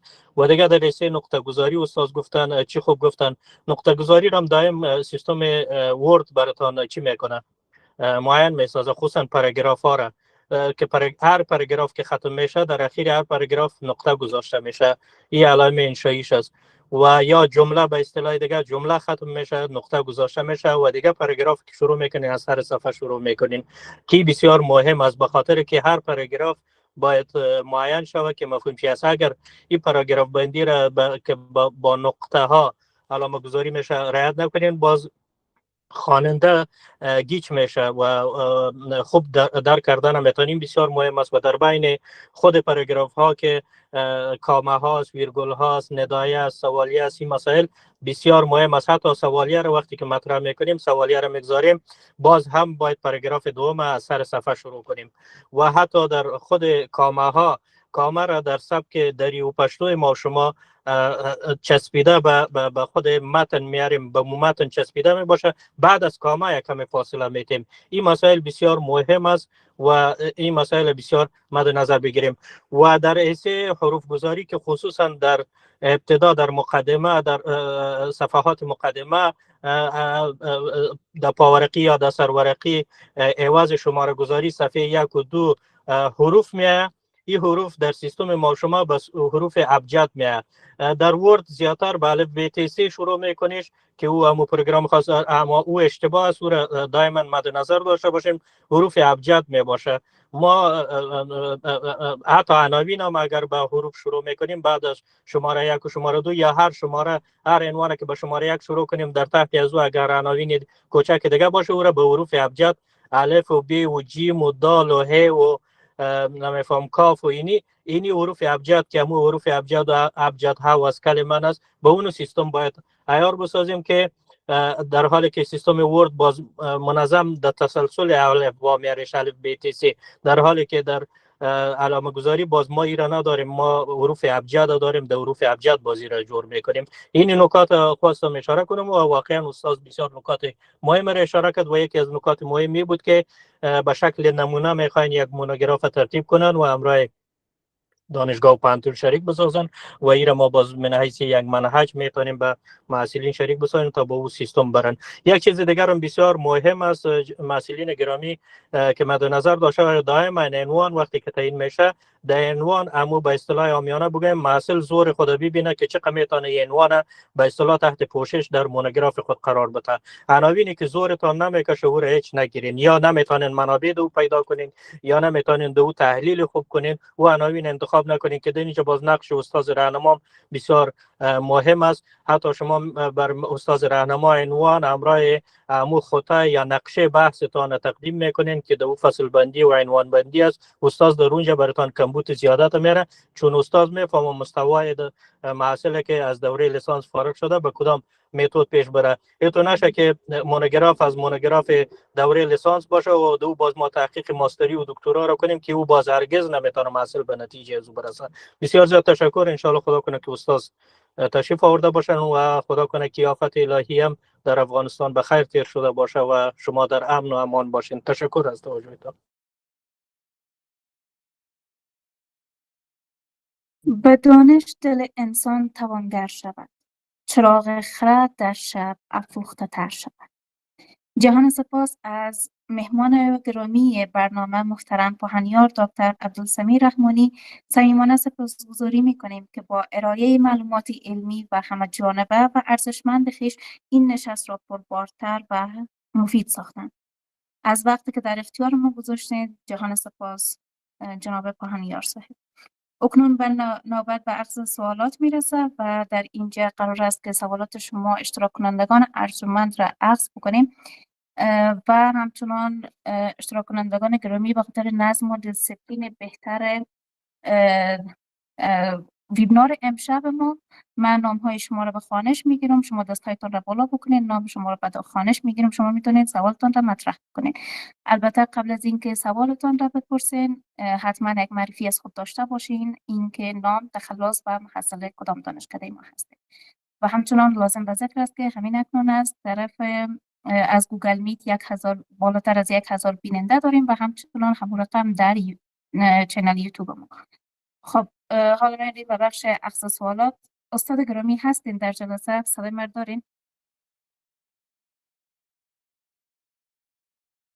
همکار خوبم فکر کنم مایک استاد مشکل داره. من تا وقت مایکشون درست میکنم شما لطف کنید سوالات آغاز کنید. درست است، حتما جو کنین. خب میرسیم میبینیم کی ها دستشون را بالا کردن. آقای سعید زکریا حبیب بفرمایید شما.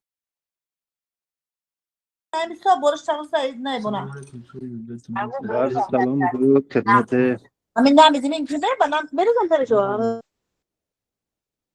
با پوزش و با عرض سلام و درود خدمت رئیس محترم، مسئولین گرامی و با تشکر و سپاس فراوان از استاد محترم که واقعا معلومات مفید ارائه کردن. البته من راستش سوال مشخص، گرچه با وجود اومدن این هوش مصنوعی اینا بخش بعضی از مشکلات و چالش هم ایجاد شده در حوزه تحقیق، ولی ما چه تحقیقات کمی انجام بدیم چه کیفی.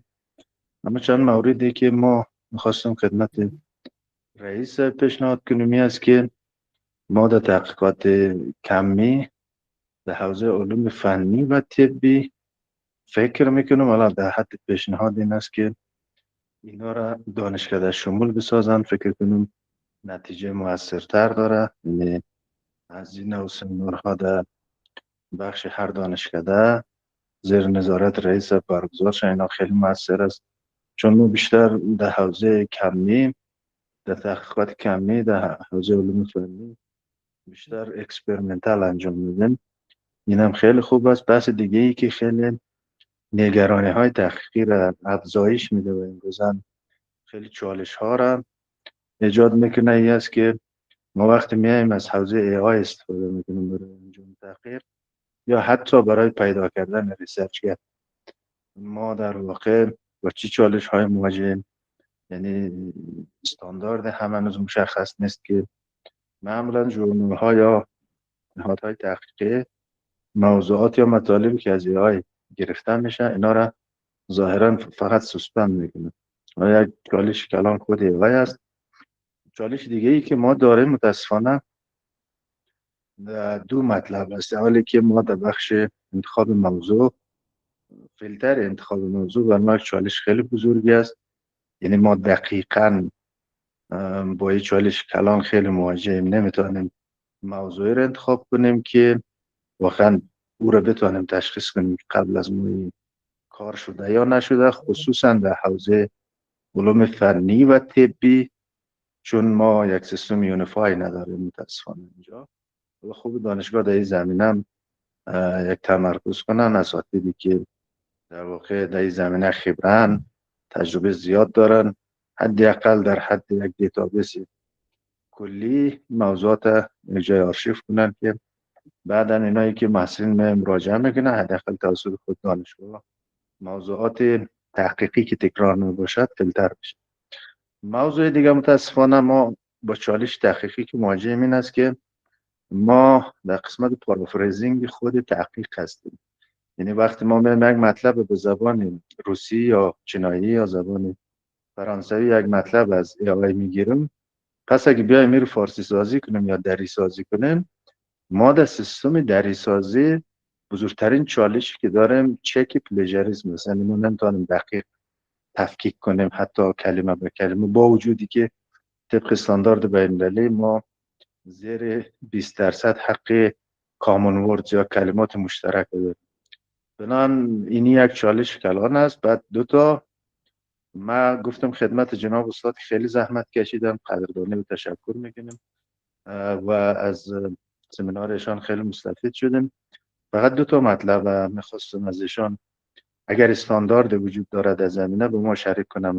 اول استفاده ای آی در تحقیق حتی در پیدا کردن ریسرچگر یک موضوع است. موضوع دیگه پلیجریسم است. اگر استاد در زمینه معلومات بده ممنون میشه. زنده باشین. سلام.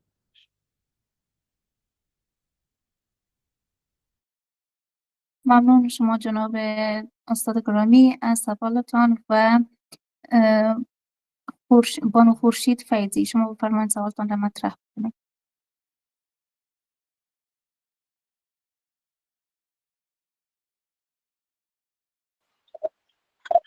سلام و عرض ادب خدمت همه اعضای وبینار. امید که جور صحتمند باشید. ممنون. خورشید فیضی هستم، محصل سمستر سوم قضا و سخنوری. سوالی من از استاد گرامی بابت سمینار آدیشن خیلی به محصلین واقعا فایده مند است.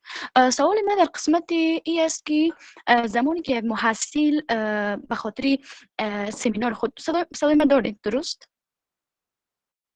بله صدایتان هست. بانو فیضی بفرمایید. زمانی که یک محصل برای دفاع مونوگراف خود خیلی تلاش میکنه، مثلا حتی ما شاهد هستیم که در افغانستان مخصوصا یک محصل 6 ماه 7 ماه 8 ماه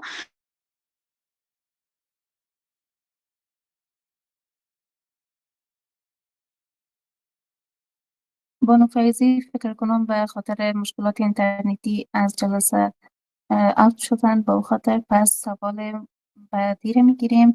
بانو معصومه حسینی شما بفرمایید.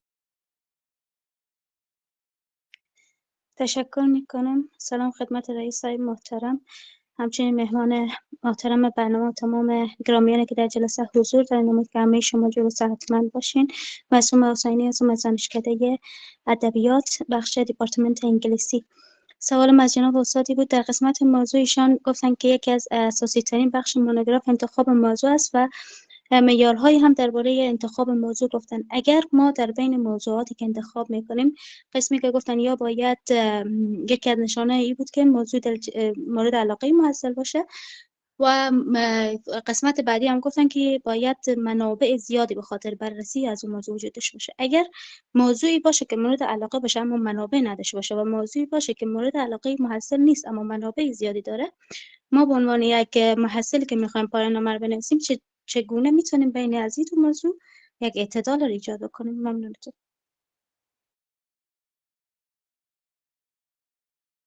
سلامت باشین. بابت سوالتان بقیه اشتراک کنندگان گرامی، شما اگر سوال دارین میتونین دستتان را بلند بکنین تا من نام شما رو به خوانش بگیرم و سوالتون را بپرسید.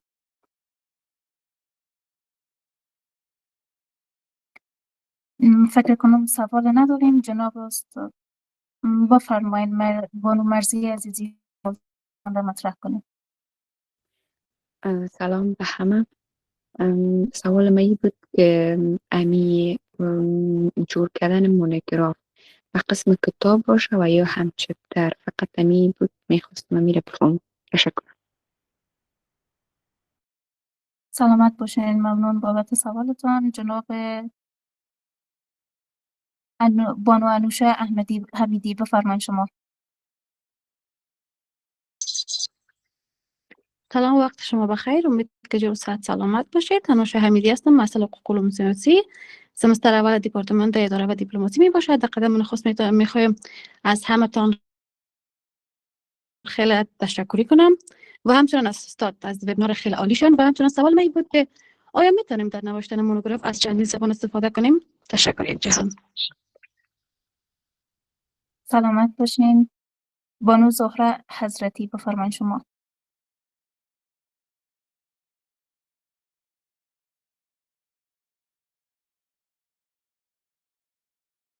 صدای شما را نداریم ما. بانو فرزانه صافی شما بفرمایید. سلامونه وړاندې کوم محترم رئیس صاحب ته او ټولو اساتذو محترمو ته او ټولو ګډونوالو ته هیله ده چې جوړ او روغ به یاست. زما سوال داسې و که چېرته موږ د مونوګراف په لیکنه کې درون متني یا ریفرنس دهي کې درون متني بڼه انتخاب کړو او موږ داسې یو منبع ولرو چې هغه یوه خارجي منبع وي چې په انګلیسي ژبه لیکل شوي وي او هغه بیا د انګلیسي نه دري ته ژباړل شوي وي، نو موږ په درون متني کې د انګلیسي ژبې لیکونکي نوم لیکو که د هغه ژباړونکي او یا هم که د دواړو. زما سوال مو واخیسته؟ بله تشکر میکنم از شما. سلامت باشین. خب جناب استاد 5 سوال شد. این 5 سوال را شما جواب میتین که بریم باز به دور بعدی سوالات اگر وقت برنامه کفاف کرد، اگر نکرد که همین 5 سوال را پاسخ بدیم و بقیه محصلین اگر نوبت به سوالات شما نرسید شما میتونین با مدیر صاحب مربوطه سوالات را در جریان بگذارین. باز انشالله جواباتش از جناب پهنیار صاحب گرفته با شما شریک میسازیم. جناب پهنیار صاحب صدای من دارین؟ بله ما بله صدای داریم. بسیار خوب. ما از سوال اخیر شروع میکنم. در قسمت ارجاع درون متنی منبع اگر خارجی باشه، بله طبق روش APA منبع خارجی اگر شما در فارسی استفاده میکنین، اما خود تخلص این نویسنده، سال نشر و صفحهش اما انگلیسی در داخل متن فارسی و دری می آید. دیگه شما نیاز نیست که او را به فارسی دری ترجمه کنین و او را بیارین. حتما شما او را از یک منبع انگلیسی قطعا میگیرید یا منبع دست دوم میگیرید. شما عین چیز را در منبع اشاره میکنید بهش، یعنی ترجمه نمیکنید، خود منبع انگلیسی را میارید یا هر زبان دیگری باشه. در قسمت سوال دوم گفتن که خانم که اگر از چندین زبان در نوشتن مونوگراف استفاده کنیم، خب بسیار نوری علی نور میشه دیگه که من را اشاره هم کردم. اگر یک محصل که نه تنها به زبان خودش اول، به زبان دوم سوم اگر آشنایی داره، انگلیسی، عربی، آلمانی، فرانسوی، ترکی، هر زبان دیگری، چه خوب است که از منابع و از زبانام استفاده بکنه، این بسیار هم عالی میشه. اما ای که باز ممکن محدودیت‌های در قسمت استاد راهنما باشه. اگر استاد راهنما ممکن با اون زبانایی که شما آشنایی دارین، به طور مثال شما چینایی، آلمانی یا فرانسوی میفهمین که استاد ممکن با این زبانا آشنایی نداشته باشه، باز میشه که در انتخاب استاد راهنما در اول شما دقت کنین. به طور مثال شما 3 زبان یاد دارید، اول دری فارسی یاد دارین به طور مثال، یا پشتو یاد دارین، زبان دومتون انگلیسی، زبان سومتون به طور مثال ترکی یا فرانسوی یا آلمانی است. شما باید یک استادی را انتخاب بکنید که ممکن یک بخش از منابع شما آلمانی باشه یا فرانسوی باشه، زبان سوم، از اون بیشتر استفاده میکنید. استادتون هم در استاد راهنما هم سعی کنید که با این زبان‌ها آشنایی داشته باشه، پیدا کنید که بعد بتونه که او معیاری بودن مونوگراف شما را و منابع را بر اساس فهمش و آشنایی با او زبان بیشتر بررسی بکنن. این بسیار نکته مهمیه. سوال دیگر که من از آخر جواب دادم میرم، خانم منظورشان شاید حجم مونوگراف باشه، یعنی مونوگراف چند صفحه باشه، منظورشان این بوده که گفتن در قالب کتاب بیا یا غیر چیز. این گپ است که معیاری مونوگراف بین 60 صفحه مونوگراف های لیسانس بین 60 تا 90 صفحه غالبا در افغانستان معمول است. اگر چندی در طرز العمل به یک شکل اشاره شده ولی قید زیادی نداره، ولی خوبه که از 60 صفحه تا 80 تا 90 صفحه یک مونوگراف معیاری نوشته شده و حجمش هم قدر باشه، یعنی 60 70 صفحه یا 80 صفحه A4 باشه. دیگه ای که گفتن عنوان مورد علاقه باشه ولی ممکن منبع نداشته باشه. شما اما 5 6 تا معیارایی که در عنوان، در انتخاب عنوان ما اشاره کردیم در اول، شما یعنی حداقل ها و اولویت های اون چیزا را در نظر بگیرید. به طور مثال شما اگر در یک عنوان را علاقه دارید به قول خودتان ولی خب منبعی وجود نداره، خب شما با یک مشکل بسیار کلان مواجه میشین، چون هیچ گذشته یا پیشینه موضوع وجود نداره. شما بر اساس چی میخواین یک مونوگراف بنویسین؟ بنان علاقمندیتان، توقعتان اگر کمی ممکن میشه کمتر بکنید، اما او عنوانی که منبع داره، در زمینه مقالات وجود داره، در زمینه کتابا وجود داره، او را بیشتر چون قابل دسترس در مونوگراف نوشتن مونوگراف لیسانس، یعنی 100% باید چی باشه، یعنی مبانی نظری یا در واقع منابع وافر وجود داشته باشه، چون محصل هنوز نمیتونه که ایده های خودش را و نظریات خودش را بیان بکنه و را تحلیلی یک مونوگراف 50 60 70 صفحه‌ای بنویسه. بنابراین تکیه بر منابع دیگری داره. شما میشه که علاقه تان را کمتر بکنید، در قسمت اعتدال میشه که اون منابعی که عنوانی که بیشترین منابع را داره او را انتخاب بکنید. حتی ما را در دوره ماستری و دکترا هم داریم. بسیار از محصلینی که هم دوره‌های ما بودن عنوان از کشورهای مختلف، کشورهای عربی و کشورهای مثل ترکیه و چین ایجاب بودن که انتخاب کردن عنوان، علاقهشان بود در مورد چین میخواستن تحقیق بکنن به طور مثال، ولی خب منبع وجود نداشت. این مشکلات باز مواجه شدن. مبانی نظری و منابع باید وجود داشته باشه، مخصوصا در دوره لیسانس که تکیه محصلین بیشتر بر منابع است. کتابا باید وجود داشته باشه که از اونها میگیرن، چون بحثشان توصیفی است. یعنی در مونوگراف دوره لیسانس کار محصلین 90% کار در واقع توصیفی است، یعنی منابع را جمع‌آوری میکنن، وصف میکنن، بیان میکنن، بعد یک جایی اگر تانستن یک چند سطر در آخر هر پاراگراف نظریات خودشون را انتقال بدن اگر بتونن این کارو بکنن. دیگه در غیر از اون یعنی متکی یا تکیه بر منابع دیگر است. در قسمت سوال اول من راستش وقتی غذا بود متوجه نشدم که دوست ما در قسمت تحقیقات کمی و کیفی گفتن، ولی من منظورشون نگرفتم. اگر امور تکرار شود که من بتونم یک نکاتی را اشاره بکنم به زمینه. ممنون شما جناب پهانیار صاحب. آقای ذکریا در مورد بفرمایید، دستشان بلند هست، خودشون میتونن مطرح بکنن سوالشون رو. بفرمایید آقای حبیب. جناب استاد محترم، با سلام و درود. آقای استاد محترم، با پوزش که من خدمت عرض کردم که خیلی کوتاه، وقتی دوست دارم نگیرم، اینکه ما در حال حاضر بیشتر حتی ریسرچ گپ ها یا بیشتر مطالب جدید در واقع از AI گرفته میشه. حتی ما در بخش های مهمی از مونوگراف ها مشاهد چی هستیم روزانه که از AI میگیرن. یعنی واقعا اگر اطلاعات آپدیت در زمینه که یک مطلب از AI گرفته میشه، چه استانداردی فکر نکنم وجود داشته باشه. اگر ما در خلال معلوماتی باشیم اونجا بر ما لطف کنین معلومات بدین. دوم بحث پلیجاریزم است. یعنی ما یک مطلب از AI میگیریم به طور مثال به زبان انگلیسی، بعد میاریم ترجمهش میکنیم به دری. متاسفانه پلیجاریزم چکینگ یعنی موضوع به خیلی کار سخت، کار دشوار است. بعد در قسمت البته من یک پیشنهاد داشتم خدمت رئیس صاحب که گفتم سمینارها چون مفید شما خیلی زحمت کشیدین، این موضوعات دانشکده شمول شود. یعنی هر دانشکده نظر به تحقیقاتی که انجام میده، خصوصا دانشکده‌های علوم فنی متمرکز بر روی تحقیقات کم نیست، اونو بهتر است. اگر لطف کنین دو بخش خیلی کوتاه ببخشید.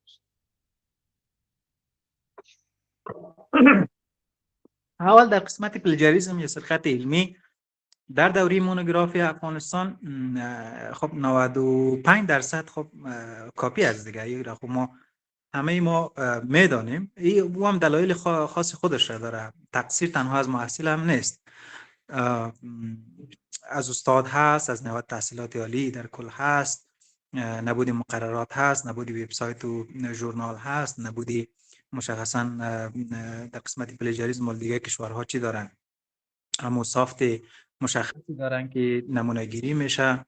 تک تک پاراگراف ها یا کلی پایان نامه با مونوگراف داخل او ابزارهای مخصوص بخاطر جلوگیری از پلیجاریسم و سرقت علمی انداخته میشه و تمامی از اونها هایلایت میشه، ولی او چیزا رو نداریم ما در افغانستان.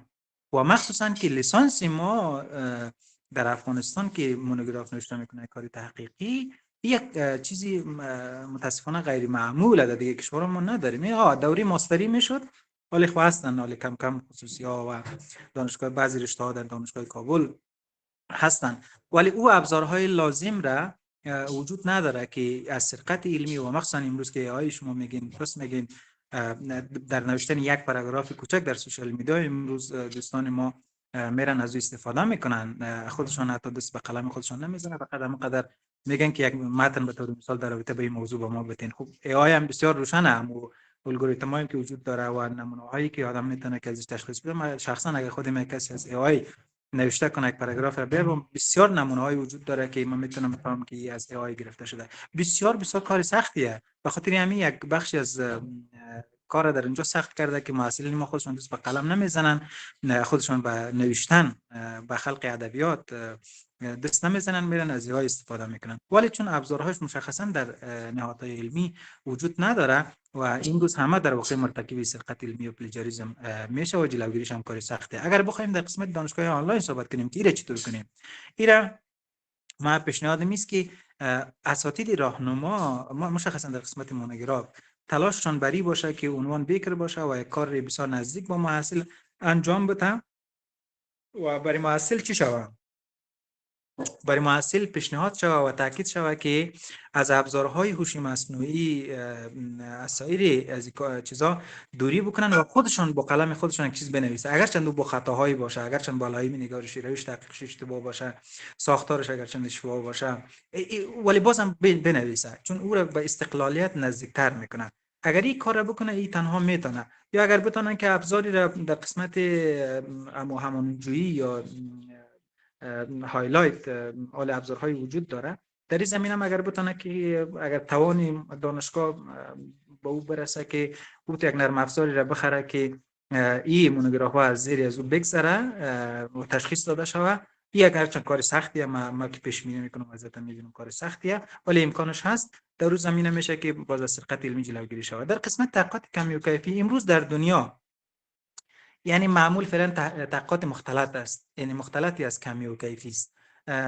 اگرچه اصل تحقیق تا همی در حدود نیم قرن پیش هم تحقیقات کیفی کتابخانه‌ای اینها در قالب چیز نمی آمد، بیشتر تحقیق اصلی روش تحقیق و تحقیقات کمی هستند، تحقیقاتی بیشتر بر آمار و ارقام و داده ها استوار است که بیشتر در علوم ساینسی و علوم تجربی و در اقتصاد و این رشته ها بیشتر باید هم از تحقیقات کمی استفاده شود، ولی معمول امروز در دنیا همی مختلط است، هم از تحقیق کمی استفاده میکنن و هم کیفی استفاده میشن. در دانشگاه آنلاین خب ولی رشته های مختلف وجود داره، تحقیقات غالبا در افغانستان هم روال همونطور است، کتابخانه‌ای بیشتر استفاده میکنن، چون تحقیقات کتابخانه‌ای غالبا شما بر اساس مبانی نظری و متن و تکست استوار است از منابعی که از قبل نوشته شده، اینا دیگر نوآوری ایجاد نمیکنه، اینا نمیتونه خلاقیت ایجاد بکنه و دانش جدید بیافرینه و اگر بتونن که در تحقیقات کمی روی برن، با تحقیقات کمی فضا میخواید، تحقیقات کمی پرسشنامه میخواید، تحقیقات کمی اگر چند یک گوگل فرمز وجود داره، میشه که از طریق گوگل امروز این آمارگیری صورت بگیریم، پرسشنامه های تهیه شود و آمارگیری به وجود بیاره، ولی بیشتر تحقیقات کمی بر اساس جغرافیا و میدان و جامعه آماری استواره. اگر ما در این بخش بریم که خیلی هم کار خوب میشه و داده ها رو ما از میدان بگیریم، مصاحبه، مکاتبه، مکالمه، پرسشنامه و ابزارهای مختلفی که زیر مجموعه تحقیقات میدانی هستن، این خیلی خوب میشه، ولی روی کرد ترکیبی است امروز در دنیا و ما امروز از ترکیبی استفاده میکنیم و تنها اگه اکتفا کنیم به تحقیقات کمی باز کار کمی دشوار میکنه، مخصوصا در مرحله لیسانس. سلامت باشین. جهان سپاس بابت حوصله‌مندی شما و پاسخ و پرسش ها. جناب پاهنیار صاحب اگر موافق هستین یک چند سوال دیگر هم بگیریم و خودتان میتونین برای ما بگین و چند سوال دیگر عرض کنم که شما هم پاسخ بدین و بله بفرمایید. درست است. چند سوال دیگر بگیرم؟ مشکل نداره، وقت بتین دوستا را کسی اظهار نظر داره ما مشکل نیست فعلا. زلزله فعلا. سلامت باشین، ممنون شما. بانو اقرا عمری بفرمایید شما سوالتان را مطرح بکنید. سلام و درود مهر تقدیم می کنم خدمت رئیس بزرگوار دانشگاه، کادر علمی دانشگاه و استاد بزرگوار مهمان برنامه امشب و همچنان دانشجویان عزیزی که اینجا حضور دارند. اقرا عمری هستم از دانشکده حقوق علوم سیاسی دپارتمنت اداره و دیپلماسی سمستر دوم. با تشکر فراوان از وبینار امشب که در این برهه زمانی محصلین خیلی نیاز دارند و در آستانه دفاع مونوگراف یا هم قرار است که دفاع مونوگراف داشته باشند. این وبینار بسیار مفید و خیلی آموزنده و ارزنده بود. خیلی ممنون. زیاد پرحرفی نمی کنم، میرم سونه سوال که محصلین حضور دارن و سوال خود داشتن. استاد بزرگوار، سوال من این است که در نوشتن مونوگراف یک سری ریزکاری ها یا مسائل کوچک هستن که اگر ما را در نوشتار افزود بکنیم متن مونوگراف ما را از معمولی تبدیل میکنه به یک متن حرفوی و پخته یا هم یک داستان یا متن مونوگراف علمی روانتر و بی‌نقص‌تر داشته باشیم. میشه به این نکات اشاره کنین که این ریزکاری ها مثلا کدام ریزکاری ها بوده میتونه که ما در دفاع مونوگراف در نوشتن متن مونوگراف از او استفاده کنیم. و سوال بعدی ای که خود متن مونوگراف یا مونوگراف چه فرق با تحقیق داره؟ یک تحقیق علمی با مونوگراف چی تفاوت داره؟ تشکر، سلامت باشین. سلامت باشین، ممنون شما. بانو خورشید فیضی بفرمایید ادامه سوال را میتونید پرسان بکنید. ببخشید به نظرم اینترنت ما مشکل نداشتین سوال ما، چون که از خاطر جواب سوالم داده نشد. خواستم دوباره سوال خود ارائه کنم. حالا صدای ما درست دارید؟ بله صدایتان را داریم، بفرمایید. ممنون. استاد، سوال من در قسمت ای بود که زمانی که یک محصل تحقیقات بالای مونوگراف خود انجام میده خیلی مهارت تا در بر میگیره تا که یک تحقیق خوبی آماده کنه، ولی زمانی که محصل یک استاد همراه که برایش یعنی مشوره میدهد نیست هم یعنی معرفی میشه در صورتی که، ولی زمانی که یک نقطه ضعفی می داشته باشه پس اساتیدی که به خاطر یعنی هیئتی که تعیین میشه به خاطر دفاع مونوگراف اینا همین نقطه ضعفی را پیدا میکنن، یگان اشتباهاتی که میگیرن بعضی زو رد مونوگراف میکنه. بعضی چیزا هم تو رخ داده تا اندازه ما یعنی در دانشگاه های حضوری شاهدش بودیم. پس در این صورت آیا تلاش یک محصلی که به ماها انجام داده، 7 ماه 6 ماه 4 ماهی که انجام داده ضایع نمیشه و یا هم کدام بدیلی به خاطر این تلاش محصل وجود داره، یا هم 1 سال به عقب نمیگرده، فقط همین سال و چند روز وقت میته برشان؟ نیمه درست همین جایش متوجه نشدیم که چه قسم اینا بدیلی دارن. ممنونتان. سلامت باشین. ممنون شما. بانو روحینا سلیمان خیل بفرمایید شما.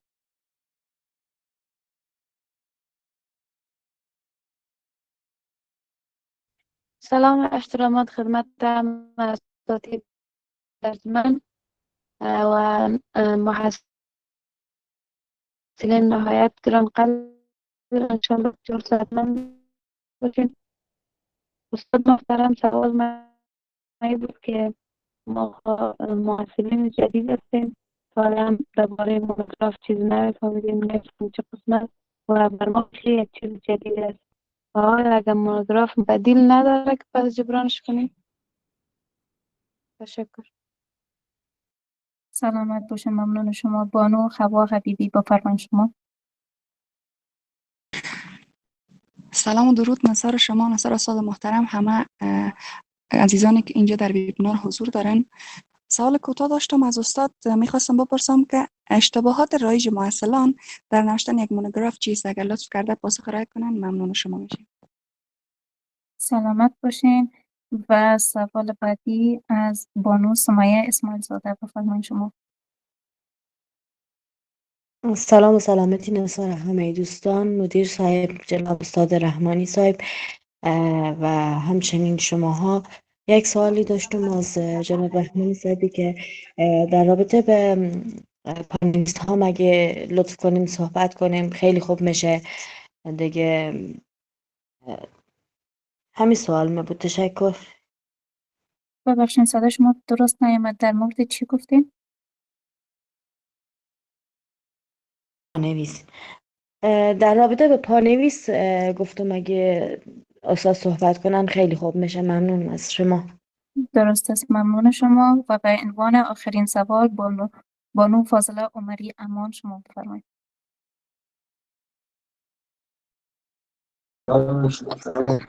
سلام به شما مدیر صاحب و سلام به استاد محترم.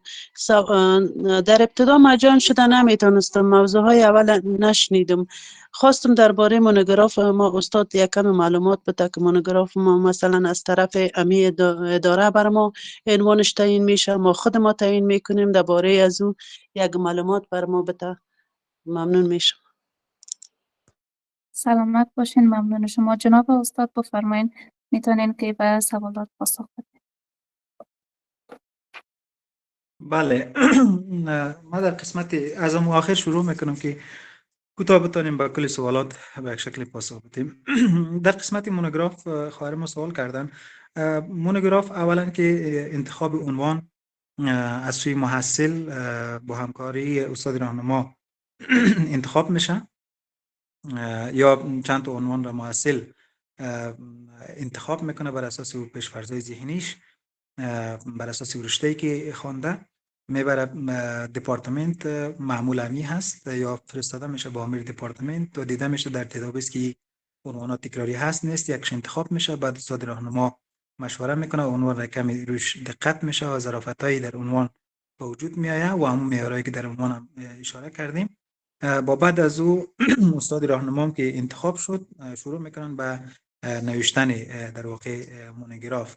اما در نوشتن مونوگراف اون بحث روش تحقیق را باید محصل قبل از قبل بخونم. 4 کردیتی که طبق کریکولوم وزارت تحصیلات عالی در نظر گرفته شده، روش تحقیق ساده و روش تحقیق پیشرفته، اونا را حداقل، چون وقتی که شروع میکنه یک محصل به نوشتن، اولین چیزی که بهش برمیخوره نوشتن هم پیشگفتار است، باز مقدمه بیان مسئله، اینا را معیارایش بفهمه. بعد بود شکلی مسئله است که بود شکلی را استاد راهنما باید راهنمایی بکنه، همراهش هر فصلی را که نوشته میکنه با استاد بفرسته. استاد هم کامنت های خودش را در قسمت کامنت ورد وجود داره، اوناشو شریک بکنه، چی به لحاظ محتوایی، چی به لحاظ شکلی، نگارشی، همه ادبیاتی هر چیزی که وجود داره اونا رو راهنمای خود انجام بده و محصل هم رفع بکنه و خلاها و مشکلات را بعد دوباره بفرسته به چیزی یا یک جا اگر نوشته میکنم یک جا نوشته بکنم بعد به استاد روان کنه استادم کامنت های خودش را داشته باشه بعد محصل اونا را اصلاح بکنه تصحیح بکنه. اما قبل از این اتفاقات باید روش تحقیق و اصول نگارش را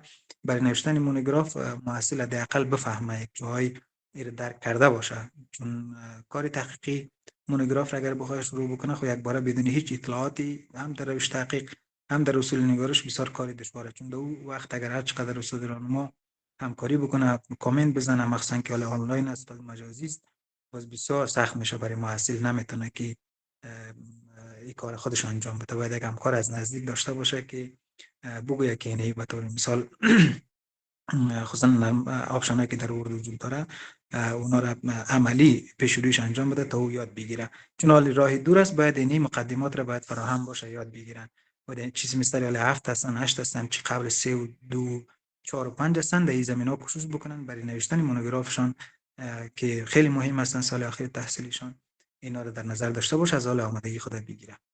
در قسمت پانوشت گفتن غالبا پانوشت در پاورقی ها هستن که دو تا کاربرد داره یا بیشتر ارجاع داده میشه امروز اما وقتی که از API کار میگیریم دیگه نیاز نیست اما پانوشت ها یا پاراگراف هایی که داده میشه در قسمت انزرت شما اونجا دارین یک آپشن اتومات کلیک میکنین میین پایین او را در انگلیسی چپ است شما رایتش میکنین او هم یک مراحل 6 7 گانه داره او را باید از نزدیک در ورد تدریس شود باز میتونین که در قسمت متن و توضیحات متن یک سلسله معلوماتی که در رابطه با وجود داره و پیشینه موضوع یک سلسله مسائل مربوطه به تاریخ تاریخچه یا بیوگرافی و سایر از قبیل موضوعات را میتونین که در اونجا اشاره بکنین.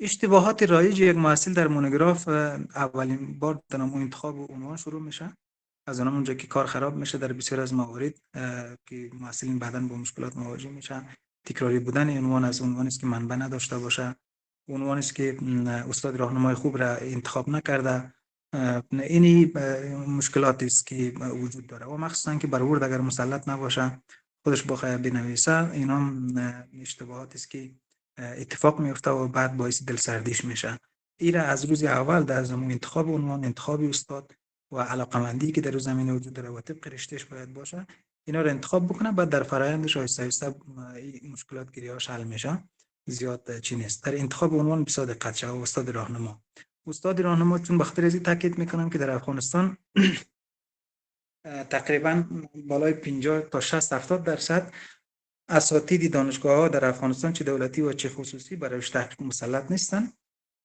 چون این نبوده در وزارت معمول نبوده حالا یا اخیر کم کم بیشتر شده بود در دوره اخیر جمهوری سقوط نظام جمهوری حالی هم وضعیت کمی بهتر شده میره چون سطح تحصیلی اساتید بالا میره و ارتقای ظرفیتشان ماستری و دکترا اکثرا هستن ولی قبلا چنین چیزی نبود ولی خوبه که این موضوع کم جدی گرفته شد.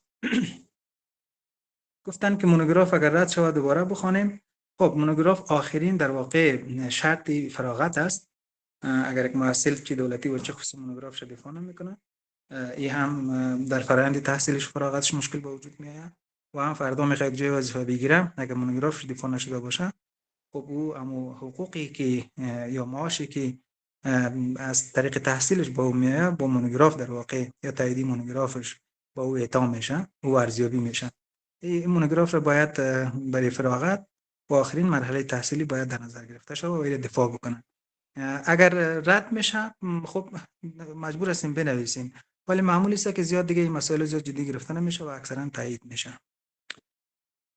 خب نکته دیگری که گفتن استادا بله استادای راهنما اکثرا متاسفانه در دوره جمهوری هم بود بیشتر از اینکه تشویقگر باشن تهدید میکنن و این باعث میشه که انگیزه محصل بیاد پایین.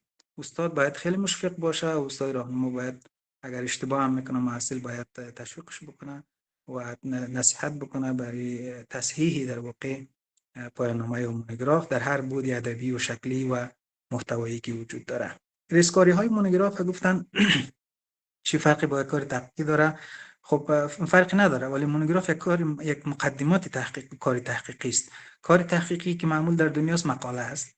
امروز تمامی در واقع اندیشمندان و نظریه پردازان در دنیا از ایده هایشون را در قالب مقالات تحقیقی میارن. مقاله تحقیقی که امروز معمول در دنیا هست بین 8000 تا 11000 12000 واژه است یا کلمه که در قالب 18 صفحه میشه. کمتر هم میشه، ولی زبان ها باز فرق میکنه، ولی در فارسی، دری و پشتو یک مقاله تحقیقی حجمش هم 18 صفحه است که بین 10000 تا 12000 کلمه میشه. هیچ فرقی با کار تحقیقی نداره، ولی مقدمات کار تحقیقی است، یک کار اولیه هست. ریسکاری های مونوگراف اشاره کردن. وقتی یک متن تحقیقی هر چقدر قوی باشه، حالا خب ما میگیم که مونوگراف دوره لیسانس، برنامه دوره ماستری، دکترا، این به اساس کیفیت بازم میره بالا. اگر کارش از روز اول پخته باشه و او معیارها را در نظر بگیره، روش تحقیق مسلط باشه و اینا، خب بسیار کار خوب است دیگه. این باید ازش استقبال کرد. در آخری همین کتابی که ما PDF فرستادیم، در 7 فصل آخر در مورد دفاع مونوگراف است. ما اونجا مفصل توضیح دادیم که مونوگراف چطور چی شود دفاع شود. اون میشه که در اختیار محصلین قرار داده شود و فصل 7 کسایی که سمستر 8 هستن و فصل 7 بخوانن تا بتونن که از مونوگرافشون به درستی و معیاری دفاع بکنن و در زمینه یک کار درست انجام داده شود. ما فکر میکنم سوالات همه قدر بود دیگه. اگر کدام سوال نباشه دیگه به سلامت. تشکر میکنیم از سوالات خوب و سازنده اشتراک کنندگان گرامی و همچنان از مهمان محترم که با حوصله‌مندی و پرسش‌های ما پاسخ ارائه کرد. دانش چراغ راه بشر در شب تار، نوری که میبرد دل ما سوی بهار. در ذره ذره‌اش راز جهان نهفته است، از کهکشان گرفته تا قلب غبار. با علم زمین و آسمان معنا گرفت، بی آن همه چیز از جوهر بگذار. هر کس که به دانش قدم پیش نهاد، برد از دل تاریکی جهل اعتبار. پس قدر زمان و فرصت دانستن بدان، که این گوهر ناب است نه چیز بکنار. در ادامه از عامر صاحب محترم دانشکده حقوق و علوم سیاسی استاد ضیاءالرحمن شایق دعوت می‌نماییم تا جمع‌بندی نهایی این برنامه را با ما شریک بسازند. جناب استاد، مایک در اختیار شما هست، بفرمایید.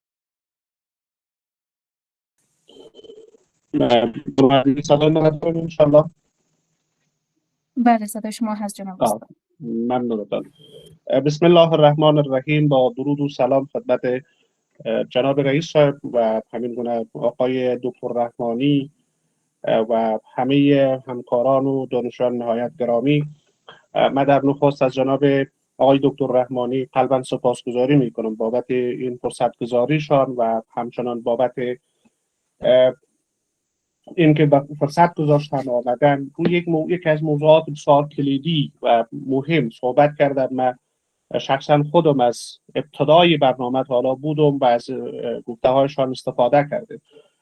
از قضا ما و آقای دکتر رحمانی یک دوره همکاری را هم داریم و آقای دکتر رحمانی از یکی از خوبترین ها و بهترین های جامعه اکادمیک افغانستان هست. من خیلی ازشان سپاسگزار هستم.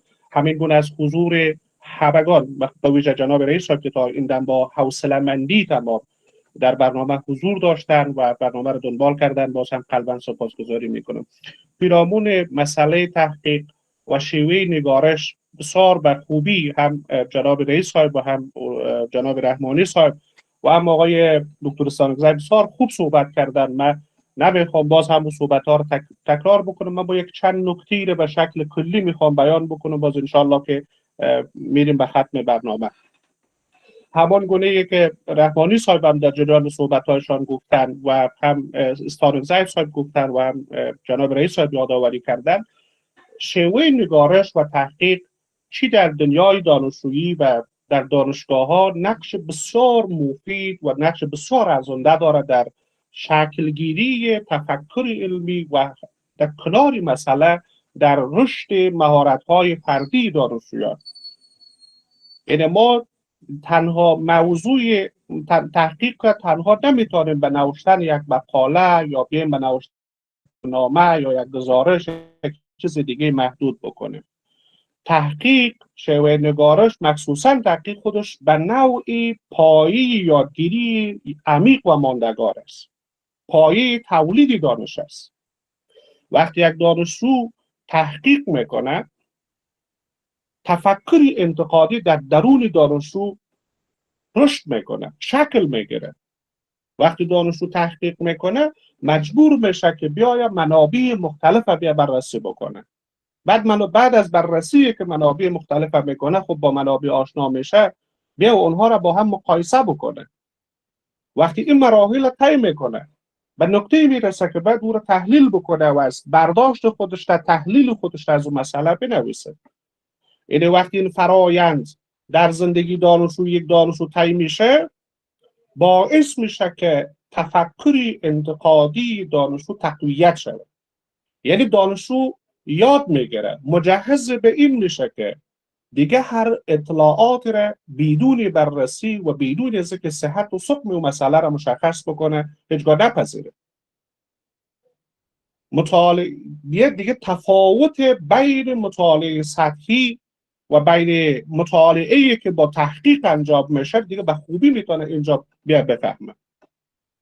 چون در تحقیق همیشه ما در رئیس صاحب اشاره کرده در بعض دفاع مونوگراف های امسال بودیم، دانشجو می آمد دفاع میکرد، ما وقت مونوگراف چی میکردیم، بررسی میکردیم یا صحبتی دانشجو رو در جریان دفاع میدیدیم، اصلا مسئله دانشجو در مونوگراف مشخص نیست، نمیفهمه مسئلهش چی هست، نمیفهمه که فرضیه هایی که اینجا ارائه کرده مشخص نیست، حتی بیان مسئلهش به یک شکل آمده، یک متن از یک کاپی پیست آورده انداخته به عنوان بیان مسئله، به اون شکل که جناب استاد بسیار زیبایی در قسمت بیان مسئله من سلایدشان نخواندم بسیار خوب توضیح داده. اما وقتی ما میم تحقیق میکنیم، تحقیق اینجا دیگه مشخص میشه به دانشجو که در تحقیقش به دنبال پاسخ یک سوال، یک مسئله است. وقتی یک مسئله را دنبال میکنه و اون فرایندی که من پیشتر بیان کردم در زندگی در اون مسیر کارش رقم میخوره، دیگه اینجا مطالب را بسیار عمیق درک میکنه. بعد وقتی مطالب درک میکنه، این یادگیری که اتفاق میفته، این یادگیری ماندگار میشه، این یادگیری دیگه سطحی نیست که به زوری از بین بره. در پهلوی این مسائل که هم یادگیری عمیق اتفاق میفته، هم تفکر انتقادی دانشجو تقویت میشه، دانشجو با مهارت‌های نگارشی مجهز میشه. این مهارت‌ها در درون دانشجو توسعه پیدا میکنه، با شیوه‌های نگارش علمی آشنا میشه، به شیوه‌های استاندارد معیاری دیگه میتونه بسیار به خوبی مقاله نویسی بکنه، گزارش نویسی بکنه، پایان‌نامه نویسی بکنه. وقتی دانشجو با شیوه‌های نگارش آشنا میشه، دیگه از اون نوشته‌های پراگنده دوری میکنه، یا بسیار منظم و ساختارمند مینویسه. دیگه میتونه مجمل نویسی نمیکنه، ایده‌هایش خودش بسیار واضح بیان میکنه. از با منابع آشنا میشه، شیوه استفاده از منابع استفاده میکنه، خوب بلد میشه، ارجاع‌دهی و این مسائل بسیار خوب یاد میگیره. از طرفی هم با روش‌های علمی آشنا میشه. دیگه میدونه که دانشجو وقتی میآید پایان نامه کار میکنه و طرح تحقیق میخواد بنویسه، خوب میفهمه که من از کجا باید آغاز بکنم، سوال پژوهش من چی باشه، فرضیه های من چی باشه، من موادم را چگونه جمع آوری بکنم، بعد این مواد را من چگونه چک لیست بکنم، چگونه تحلیل بکنم و از این چگونه باید استفاده بکنم. با همه این موارد بسیار خوب آشنا میشه. از طرف دیگه یک صحبت را که جناب استاد حبیبی هم کردن، فکر میکنم استاد حبیبی بودن، یک مسئله که در خیلی از موارد وقتی مونوگراف دانشجو را بررسی میکنی، بسیار هم در متن و هم در گفتار دانشجو در وقت دفاع یک وابستگی عمیق دیده میشه. وابستگی که او استقلالیت فکری دانشجو را در کار تحقیقی زیر سوال میبره. اما وقتی دانشجو خودش تحقیق میکنه، خودش شیوه نگارش بلده، خودش شیوه تحقیق بلده، خودش رفته منابع را بررسی کرده، این سبب میشه که دانشجو استقلالیت فکریش افزایش پیدا بکنه. دیگه دانشجو کمتر به مطالب آماده و وابسته است. دیگه دانشجو نمیره برای به چت جی پی تی نوشته کنه دیدی مورد من موضوع میخوام بازم رو برش بده آماده بیاره. خودش دنبال پاسخ میره، خودش دنبال مسئله میره. استقلالیت فکری یکی از مسائل اساسی و یکی از مهمترین اهداف آموزشه و اینو باید دانشجو داشته باشه. مطالبی که تا اینجا مطرح شد بسیار مطالب خوب بود، اما من یک پیشنهاد را که جناب استاد حبیبی کردن با اون موافق هستم، چون این موضوع یک موضوع همون گونه که در مقدمه جناب دکتر رحمانی گفتن موضوع نیست که در یک جلسه دو جلسه در یک جلسه 2 ساعته یا حتی 3 ساعته بحث شود و ما تا 0 تا 100 به نتیجه مطلوب برسیم. این باید به شکل دوره‌ای مثلا به یک دوره آموزشی باشه که به شکل عملی یک مرحله وقتی استاد در مورد انتخاب موضوع، معیارهای انتخاب موضوع، علل انتخاب موضوع صحبت میکنه، خود انتخاب موضوع به تنهایی خودش یک جلسه کامله، شاید چند جلسه باشه. اونجا باز عملا با دانشجو کار شود که همون درسی که داده میشه از دانشجو خواسته شود که کار بکنه، بازو بررسی شود تا حداقل یادگیریش اتفاق بیفته. من به دانشجویان دانشکده ابو قسمت را استاد حبیبی اشاره کردن که اگه دانشکده وار شود، اساتیدی که در هر رشته که هستن اونا تخصص خودشون دارن در هم حوزه خودشان بیان پیرامون از با دانشجویان کار بکنن، کار بسیار عالی میشه. ان شاء الله ما با جناب دکتر هم صحبت کردیم قبلا به دانشکده حقوق و علوم سیاسی در صورتی که ان شاء الله هیئت رهبری و همین گونه بخش‌های مربوطه دیگه که وجود داره موافق باشن و موافقت بکنن، ان شاء الله یک دوره آموزشی مونوگراف نویسی را یا شیوه نگارش را، شیوه تحقیق را در دانشکده حقوق و علوم سیاسی در این سمستر ان شاء الله به شکل دوری برگزار خواهیم کرد و از داشته ها و از اندوخته های جناب آقای دکتر رحمانی بیشتر و بیشتر مستفید خواهیم شد. به هر صورت من امیدوار هستم که مطالب مطرح شده در این وبینار گام موثری در جهت ارتقای توانمندی‌های پژوهشی همه دانشجویان بوده باشد، بدون تردید که ما با تمرین، با پشتکار، با توجه به اصول صحیح تحقیق و نگارش ما میتونیم مسیر موفقیت‌های علمی و حرفه‌ای را به شکل هموار بسازیم. یک بار دیگه از توجه و همراهی همگانتان سپاسگزاری میکنم و سلام علیکم و رحمت الله و برکاته. ډیره زیاته نړۍ مننه له محترم عامر صاحب د حقوق او سیاسي علومو د پوهنځي څخه. رئیس صاحب ستاسو لاس پورته د مهرباني وکړئ که څه غواړئ اضافه کړئ. مایک بسته دی رئیس صاحب. بسیار زیاد تشکر کاکر صاحب. باشن که ما در اجندا نبود، قرار نبود که ما صحبت کنیم، چون واقعا صحبت کردن بیخی خسته کنم شاید شده باشیم برای دانشجو هم برای همه. به هر حال خواستم که تشکری داشته باشم از جناب دکتر صاحب رحمانی بزرگوار، هرچند که در جریان برنامه به خاطر از اینکه همین جمع حفظ کرده باشیم و فکر نشه کنم مشکل کلام افتاده ترک کنم و مایک روشن کردم و صحبت کردم، قصد صحبت کردن رو نداشتم.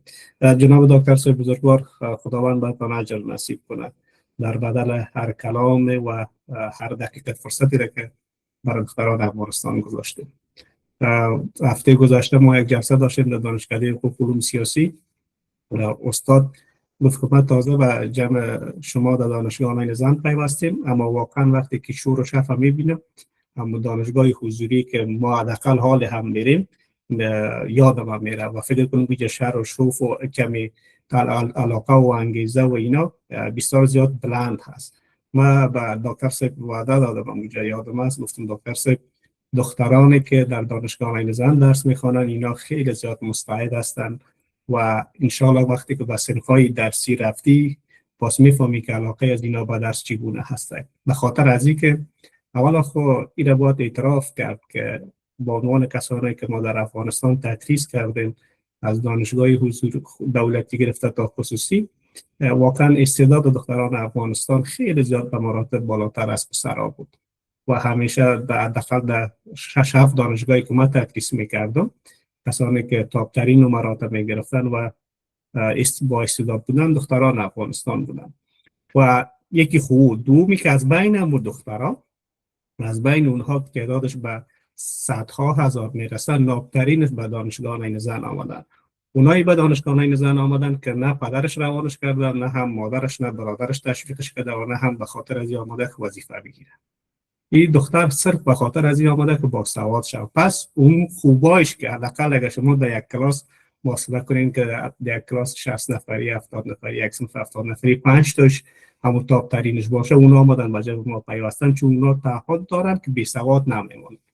البته منظورم از سواد خواندن و نوشتن نیست که یونسکو تعریف میکنه که آدم با سواد آدمی است که حداقل در یک رشته تخصص داشته باشه، نه اینکه خواندن و نوشتن نداشته باشه. هرچند در افغانستان سواد تحقیق برمی پیدا کرده متاسفانه، اما اینها همون دختران هستند و همین گونه که امروز ثابت ساختن با حضور پرشورشان.